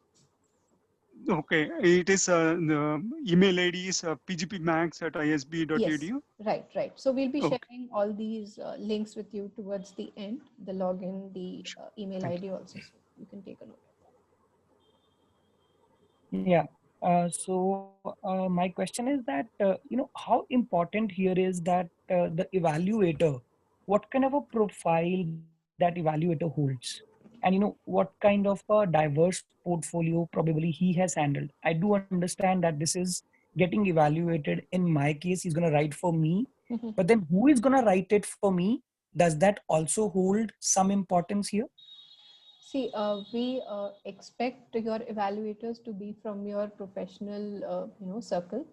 Anybody whom you have worked with, your current or ex-colleagues, current ex-boss, or in case if you are self-employed, your vendors, partners, or customers could do that for you.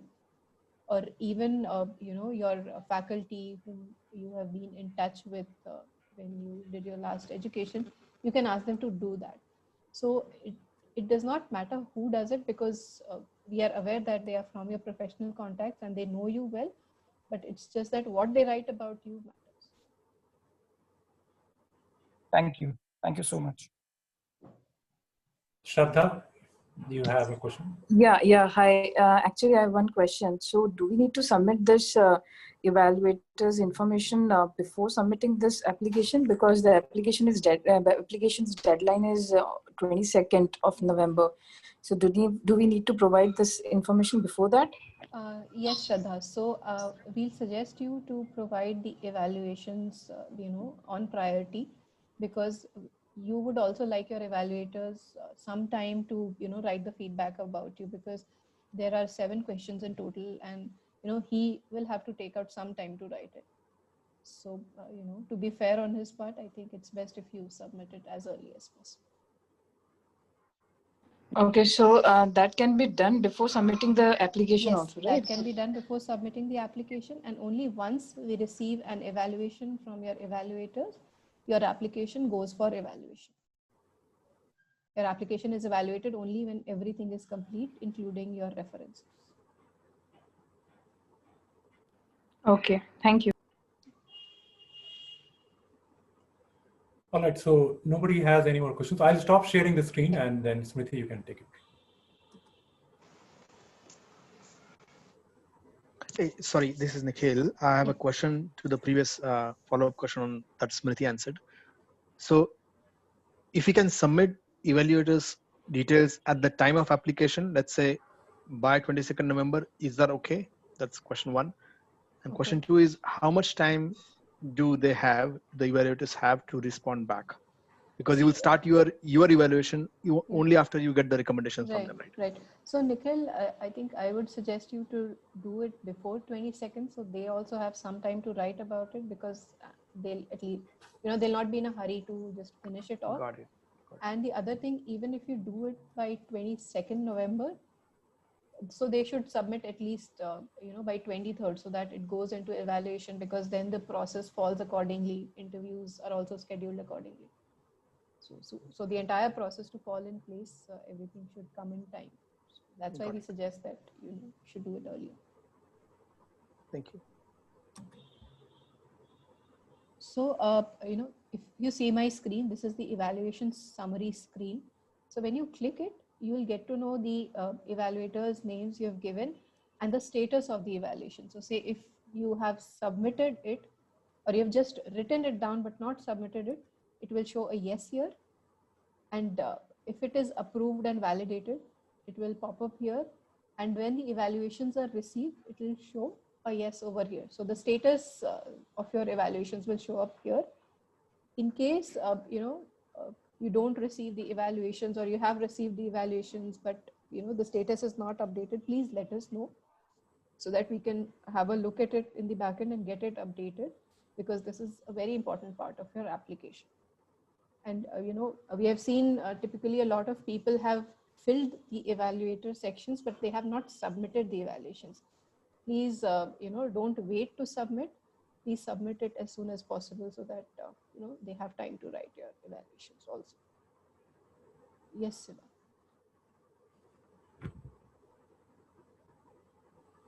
Yeah, one second.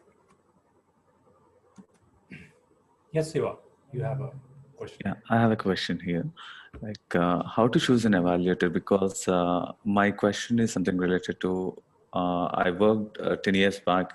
I started working there in one of the companies, and there were like a couple of guys who mentor me. So after that, it's been a long journey. I moved into some other companies and they moved into some other companies, but still they used to guide me in a lot of other decision making or whatever the career plans or I choose. So can I choose an evaluator like that as well? Absolutely, you can. Okay, thank you. Sudhir, you have raised your hand. Yeah, quick question regarding the approval of these evaluations. When it says approved, who is the authority who has approved it? Is it ISB? Yes, so yeah, ISB has validated and approved it, and email has gone to them. I see.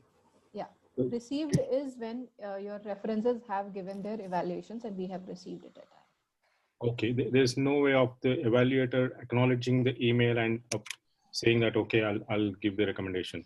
So an email goes to them and they can write us back saying that he'll give the recommendations. I see, but we can't see it in the summary here. No, you can't see. Yeah. All right, so we have to follow up with the evaluator. Yes, you have to follow with them. Understood. All right. So once your evaluator has submitted a recommendation, then you will get an email from us that your evaluator has given your recommendations. So you'll get to know. All right, yeah, probably it will get updated in the evaluation summary as well when the evaluation is submitted. Yes. But my question was whether they have received the email and they've accepted to give us the evaluation. So there's no way we can do that in the system. It has to be. Hello. Yes, you'll have to check with them. Yeah, Natsima, good morning. Sorry. Yes, Shruti, you have any questions? Yeah, I think I missed this question. There was a question on the deadline for these evaluators. So it is the 22nd of November too, or it is going to start from the day I submit? Yeah, so the day you submit, from that day till 22nd of November will be the deadline for them. 22nd of November. Okay, thank you. Kumaravel, you have the evaluators, are they getting any part of the application, or only those questions they will be getting it? Only those questions.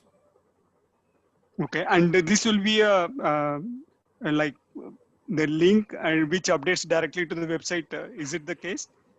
If it is online evaluation? Yes, it directly updates. Okay. A link that goes to them. Okay. Okay. Thank you.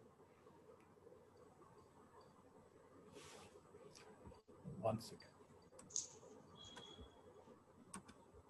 Yeah. Santana Krishnan.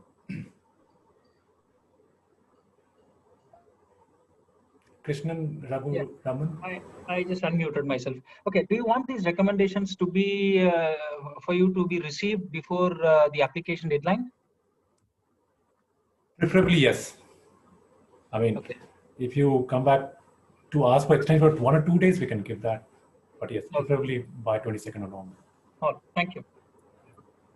Lakshmi. Yes. Hi. My question is, when you sent out like this email, will it be sent to their, or do you expect that the response has to come from their professional email address? In case there are some restrictions to the professional email address that they cannot send it to any outside emails, how do we, do in that case? So in that case, you can select the offline mode to give the evaluations, and a PDF format of these questions will go to them and they can share it from their personal ID also. Sorry, I didn't get you. Can you please repeat that?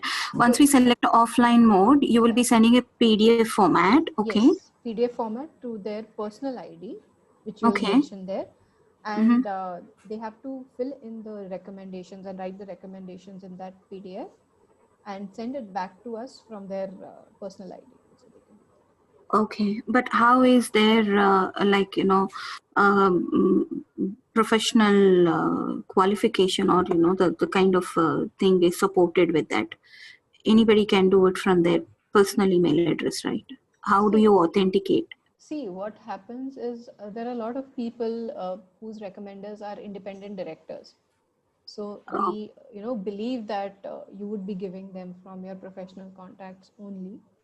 So, there are times when organizations disallow these emails to go in and out to your ID.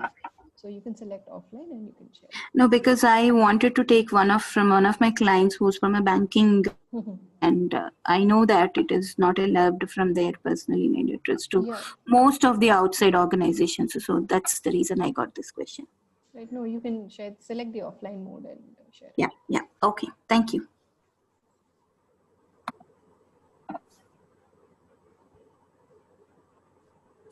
Should I move ahead now? Yes. Yes, so next we come to the awards and activities. So any awards or extracurricular activities, hobbies that you have this space, to write about it. Anything, any award, small or big, you can mention it here. It will definitely add value to your application. Then we come to the letter of support. So this letter of support is from your organization. It means that, if they are sponsoring, you can, select that they'll be fully sponsoring or partially sponsoring the fee, or not sponsoring here also. That is also okay. But basically this letter of support is taken from you to, get an acknowledgement from your organization that they'll be giving you time off from your work to attend the classes. Even if it's paid, unpaid, doesn't matter, but at least they are in agreement that you'll be coming to the campus for the classes. So this letter of support is not mandatory at this point of time. If you have it, it's good. But if you, there are people who like to inform to their organizations once they have the admission offer in their hand. You can do it later as well. So before you come to the class, you need to submit this letter of support. So you have time till next year, August, to submit this letter of support. Yes, Shruti. Smriti, I have a question on this. Yeah. When you're taking this letter of support, I understand it's almost 1 week, every month that we will have a campus session, right? Right. Over and above that, is there a time that I need to sort of update my employer about in a week? Which is, I'm sure there'll be one-off sessions like here and there, but apart from that, is there any other periodic session that I should be making them aware of? No, Shruti. So these 12 weeks of classes you'll be aware of, and a detail of the next 3 terms will be available with you. So the dates that you'll be coming to the campus, and you can update your employer, on these times. So Smriti, I have a follow-up question on that. So how much in advance are we told about the exact dates for these sessions? At least, so every week is 1 term. So you'll know about the next 3 terms beforehand. Next 3 terms only. So which is next 3 months. Okay. Yeah, next 3 months you'll be aware. So we have a calendar on the website. We can send you the calendar also. Basically, that calendar has for the entire, your cohort, for the next cohort. So most likely we'll try to stick to those calendar.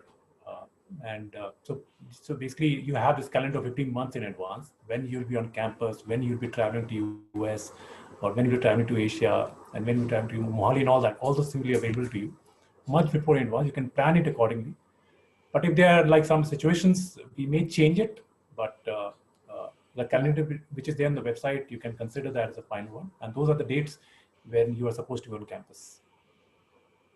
Yeah, I appreciate that, because as much as advance notice will really help us, because many of us will also be traveling, right? So yeah, it helps to understand maybe 3 months, 6 months in advance will really help. No, if you go to the website, PGPMAX website, you have this calendar for the entire year.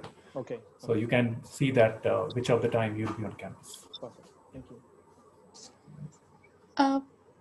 I have one more question related to the schedule. So I've heard that there's some change in the current format of the immersion sessions that we have. So I believe earlier there was a 2-week immersion session for US, and I think there was one in the Asia. So has there been a change in that format? Yes, 2 years back, it used to be 2 weeks in US and 1 week in Asia. So now it is 1 week in US and 1 week in Asia. All right. Okay. Yeah. Kumaravel?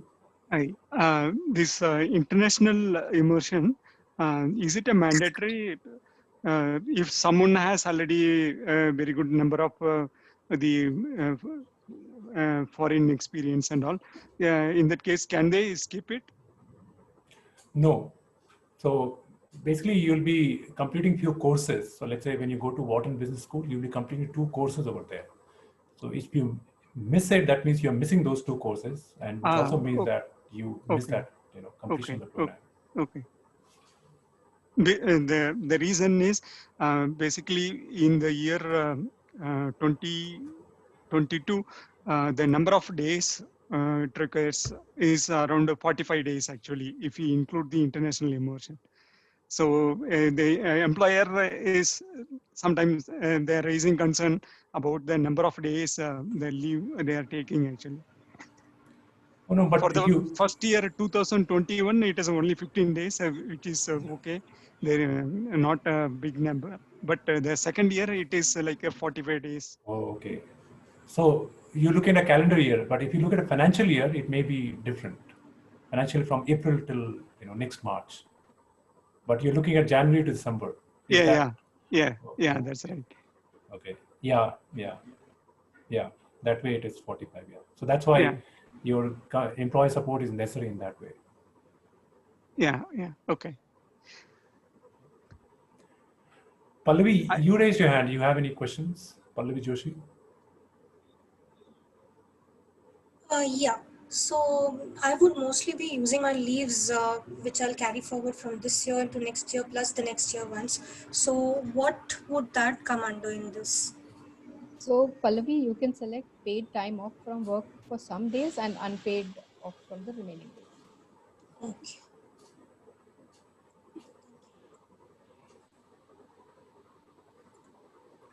Yeah, Krishnan.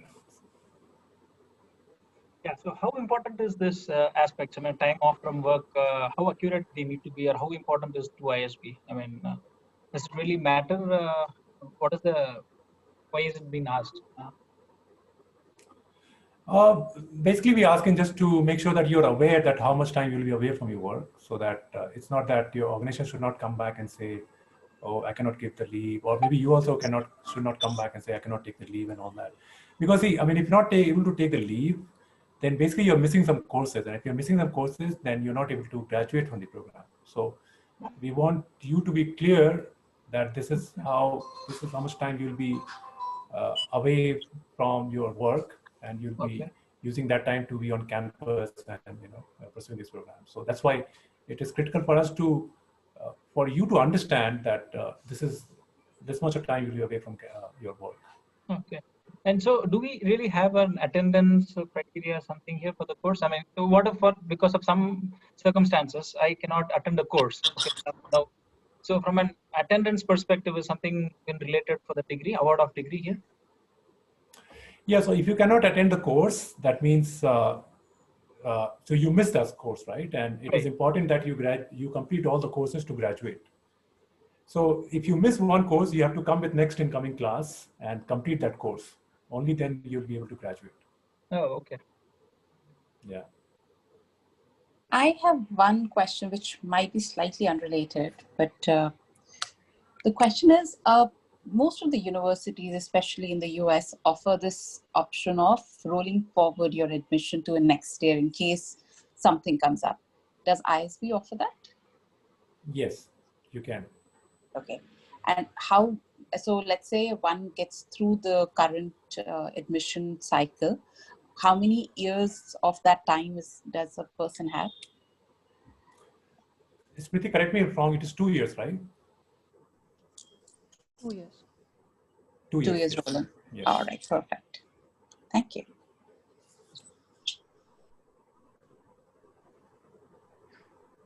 All right, Smriti, move ahead. I have one question. Yeah. This letter of support from the employer, they need to fill this, sign it, and send it back as a scanned copy, right? Yes, Kumaravel. So if you see, there's a click here button of the sample sample company support letter. You can download it, and the company can give it on their letter. Currently, this sample letter is a PDF document and which is not editable actually. Um, is there some place where we can download an editable document? So, okay, I'll share an email with you with the sample letter and you can have it. Okay, okay, that will be great. Or you can use the same format when you are, let's say, you can use a Word doc and create the same letter in your Word doc. This is there. Since it is a PDF document, selecting these checkboxes, those things and all is not possible currently. So they have to take a print out and then select. And so I thought if there is a editable document is there, we can already fill all the details and send it to our HR head, asking them to just sign it and seal it. So Kumaravel, I have a Word document also of this file. I'll share it with you. That will be whenever great. you require. Okay, yeah. Just sorry, I have a follow up on the rolling admission option. Is there a, I mean, I'm just being slightly this thing, but is there a risk associated? So let's see if I get through the first cycle and what happens. I mean, if I move forward, am I risking that seat by any chance, or, you know, there is almost a certainty there? No, you're not risking your seat if you're, so let's say you make a request for deferral of admission to the next year and you get the approval. Most likely you get the approval for deferral. The only risk that you have is that, let's say for the next year, the program fees increases. So you'll be applicable with that new program fee rather than the old program fees. So that is the only risk. That's fair. That is fair. That is fair. Absolutely fair. Yeah.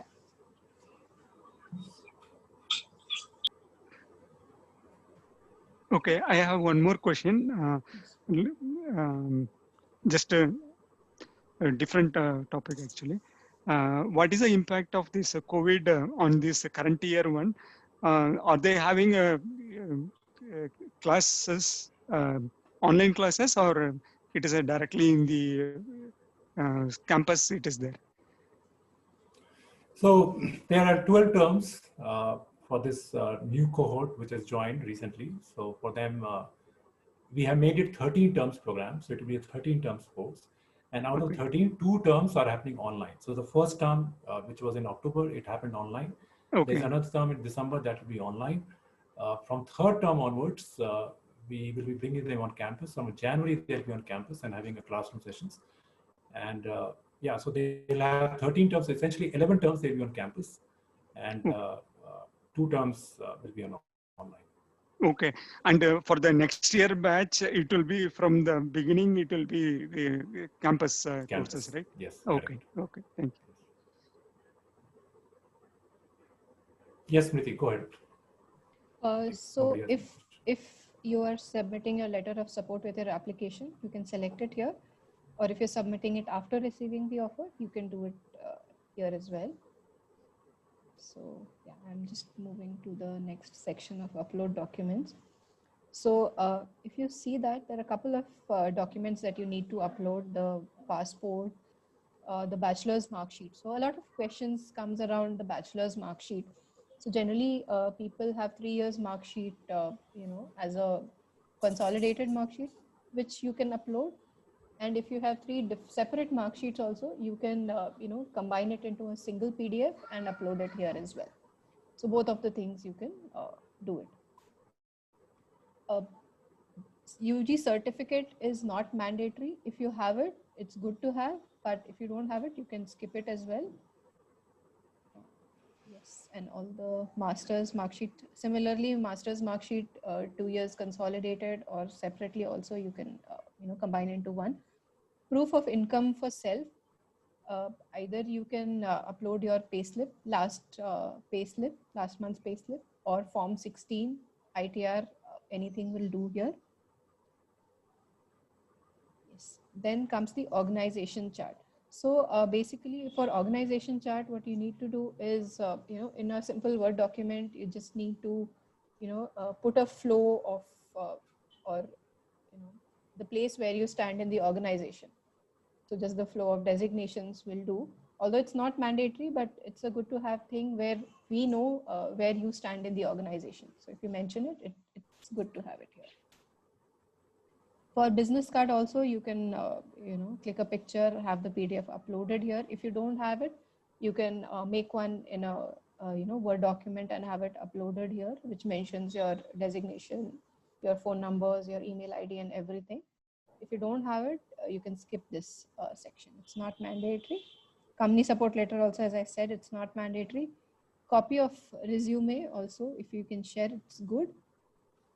And then once you have all of this uploaded, you can click on upload, and then all of this gets uploaded here.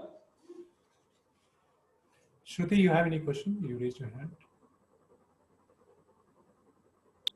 Yes, I have. On the org structure, I can put together a structure, but does this need to be at any point? An HR has to validate it. What's the requirement to, or this is just an information to have, just so I can get that approval process started? That's the reason why I'm asking.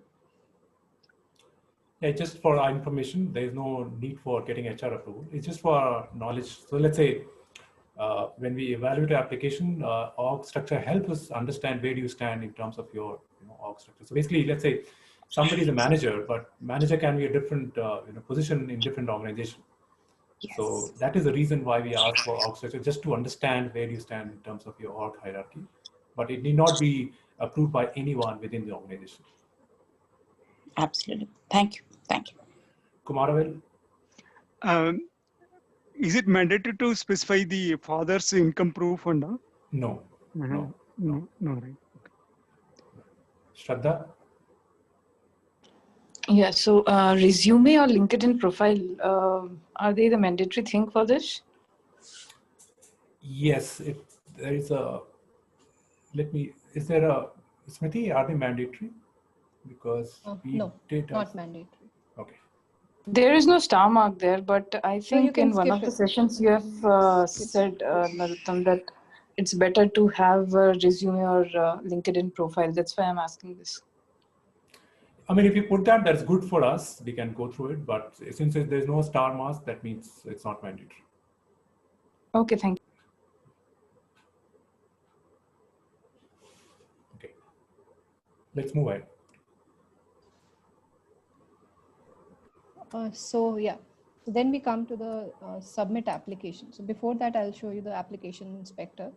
So for the sections that I filled, you see it's showing as complete. So when all the sections are complete, so then I'll be only able to submit the application. If any of the sections is incomplete, it will not allow me to submit the application. So make sure before you submit, just have a look at the application inspector, because sometimes the issues that we face is in the education details and employment details, because there are a lot of sections there, so you tend to miss it. So please have a look before submitting it. And once you click on submit application, so here also it will show the sections that are incomplete for me, although I've not mentioned it here. So then it will take you to the payment gateway, where you have to submit the application fees, and then the application gets submitted.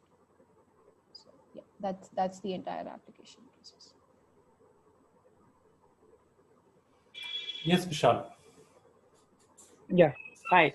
So I have a question, related to letter of support which comes from the organization. So now, let's say I ask and check with my organization that, I'm willing to go for this program. And then probably they have an apprehension and they think that, we don't think that, this is the time you should go for it. And they're not kind of, agreeing to this, that I should go for it. And then I say that, it's something which I'm going to do of my own, and I'm going to fund it from my own pocket. And then finally I ask for that, at least I would need a letter of support from them. And they probably, when I say this, they agree to it. However, then I kind of don't make it to the program in the interview process, and let's say I miss it out. So, you understand that, the organization gets it in the back of the mind that, Vishal is willing to move on and he wants to do this program. However, I will be very honest here. My promotion is due in April, so that can hamper in a way that you are one who's looking for this, and then we are not somebody who really believe in this. So then, what could be my take on this, and how do I manage this? Yeah. So the letter support submission is not mandatory at the time of application. You can submit your letter support before August 2021. Okay. That answers my question, right? Yeah. Yeah. Thank you so much. Yeah, so we're kind of done with the session. If now we can have Q&A. If anybody else has any other questions, please ask, and we can try to answer all those questions here.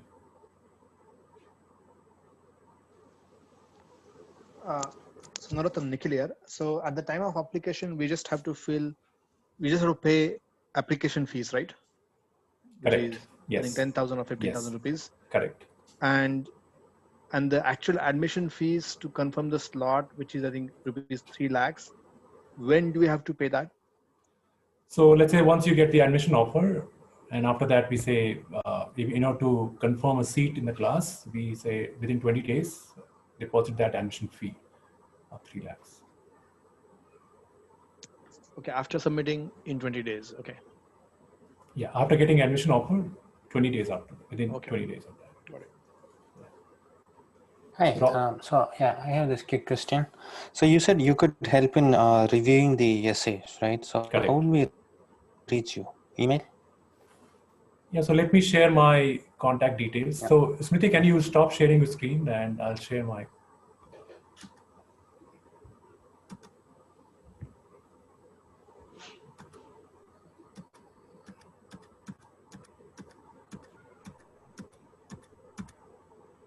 So here's my email ID and phone number. If anyone wants to connect with us, wants to get their applications, evaluated, do reach out to me on this number or to Smriti on this number, and we'll be happy to support you in your applications. Thank you. Narottam, Nag Vasanta had a question. He's asking, can you provide some insights on the assessment process for the certification? Assessment process for the certification. I'm not clear. Nag Vasanta, can you come on the mic and you can ask a question there?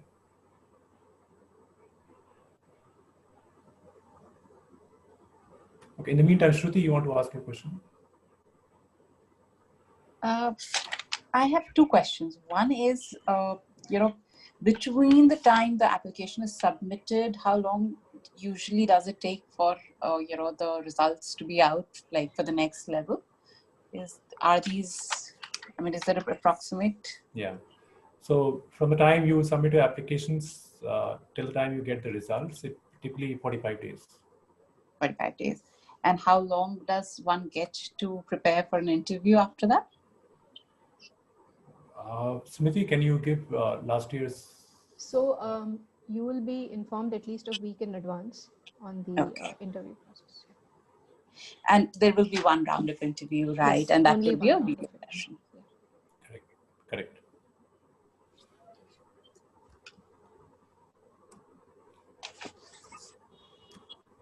So Nag Vasanta, you had a question, but as I said, I was not able to understand your question. But anyway, Vishal, go ahead, ask your question. Yeah, Narottam, I joined a little late, so I just wanted to understand, is there any GMAT score or some written assessment which is linked to this? No, there's no written assessment. There's no GMAT GRE score needed for this application. Thank you.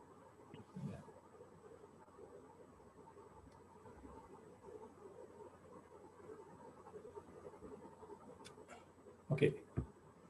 Yeah, nobody has any other question. So Narottam, Naga is asking, will there be any exams or other process for providing the certificate at the end of the course? Oh, yes. So for all the 24 courses that will be going, you'll have exams. So you have to clear those exams. If you don't clear the exams, you don't get this. You don't graduate from this program. So it's a typical for all the courses. You'll have exams. Now exams can be in different formats. Some exams can be classroom. Some exams can be project based. Some exams can be home-based exams. Some exams can be open book exams. So typically it depends on the professors, how that professor is evaluating candidate for that particular course.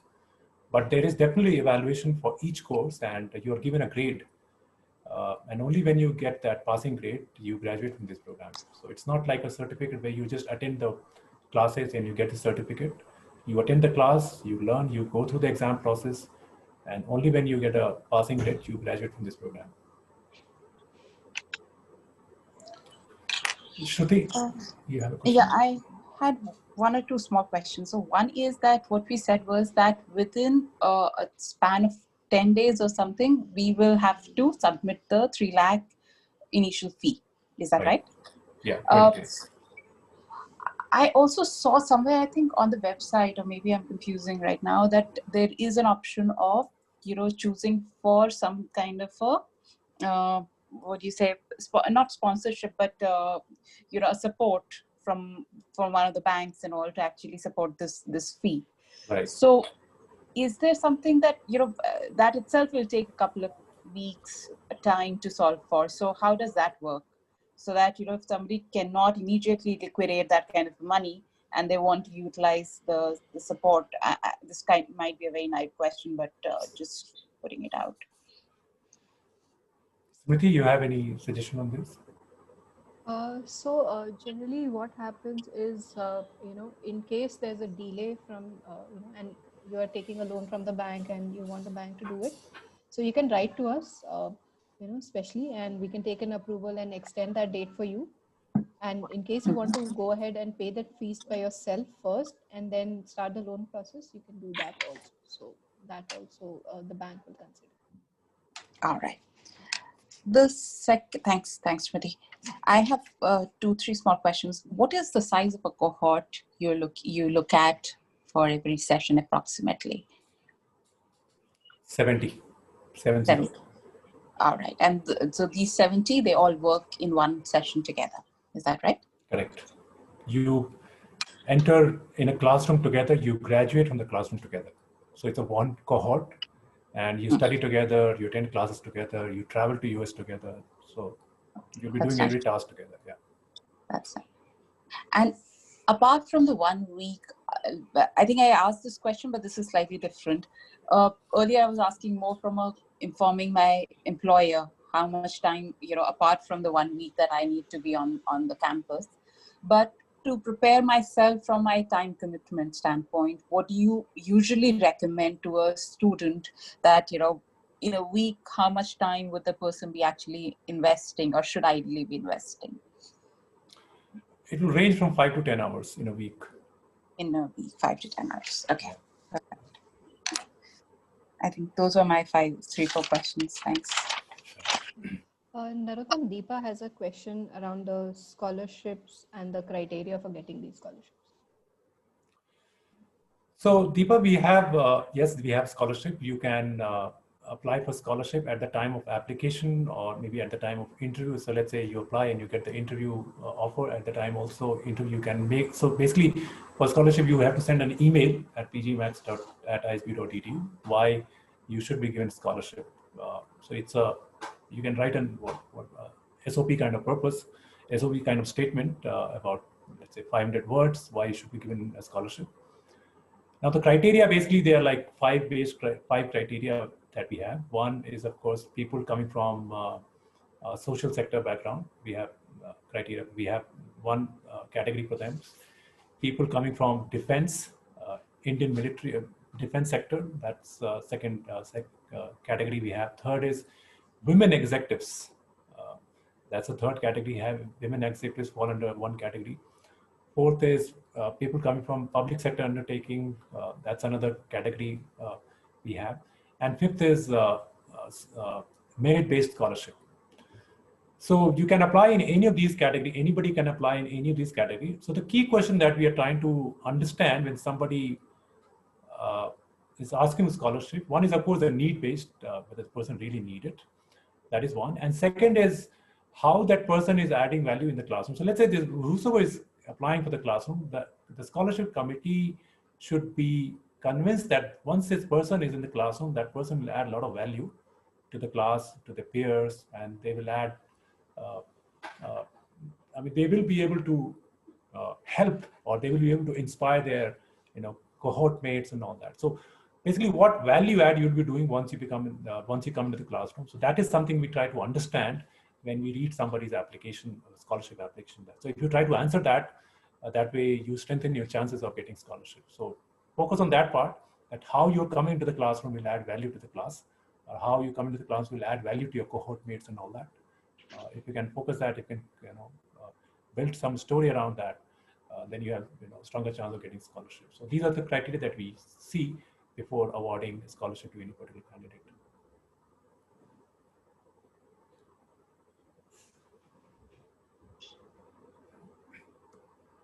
All right. Vishal, you have any question? Yeah, a quick one, Narottam. So is there any particular slide which you guys can show on the screen which talks about the fee structure straight away? We have not put, but why don't you reach out to me? I'll send you fee structure on this email. So send a mail to me. I'll send you more detail on that. Thank you. Thank you so much.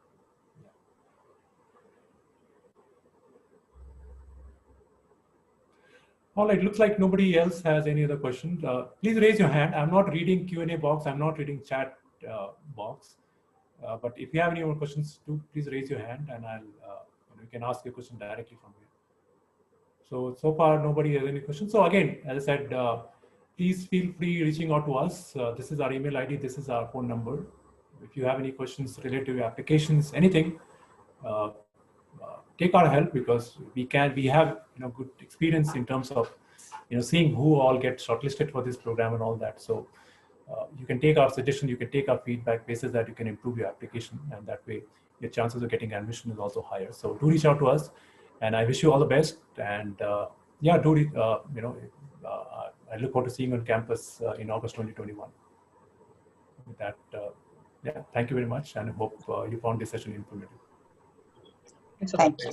Thank you, Narottam. Thank you, Smriti. Thank you. Thank you all. Yes. Bye. Thank you. Thank you. Thank you.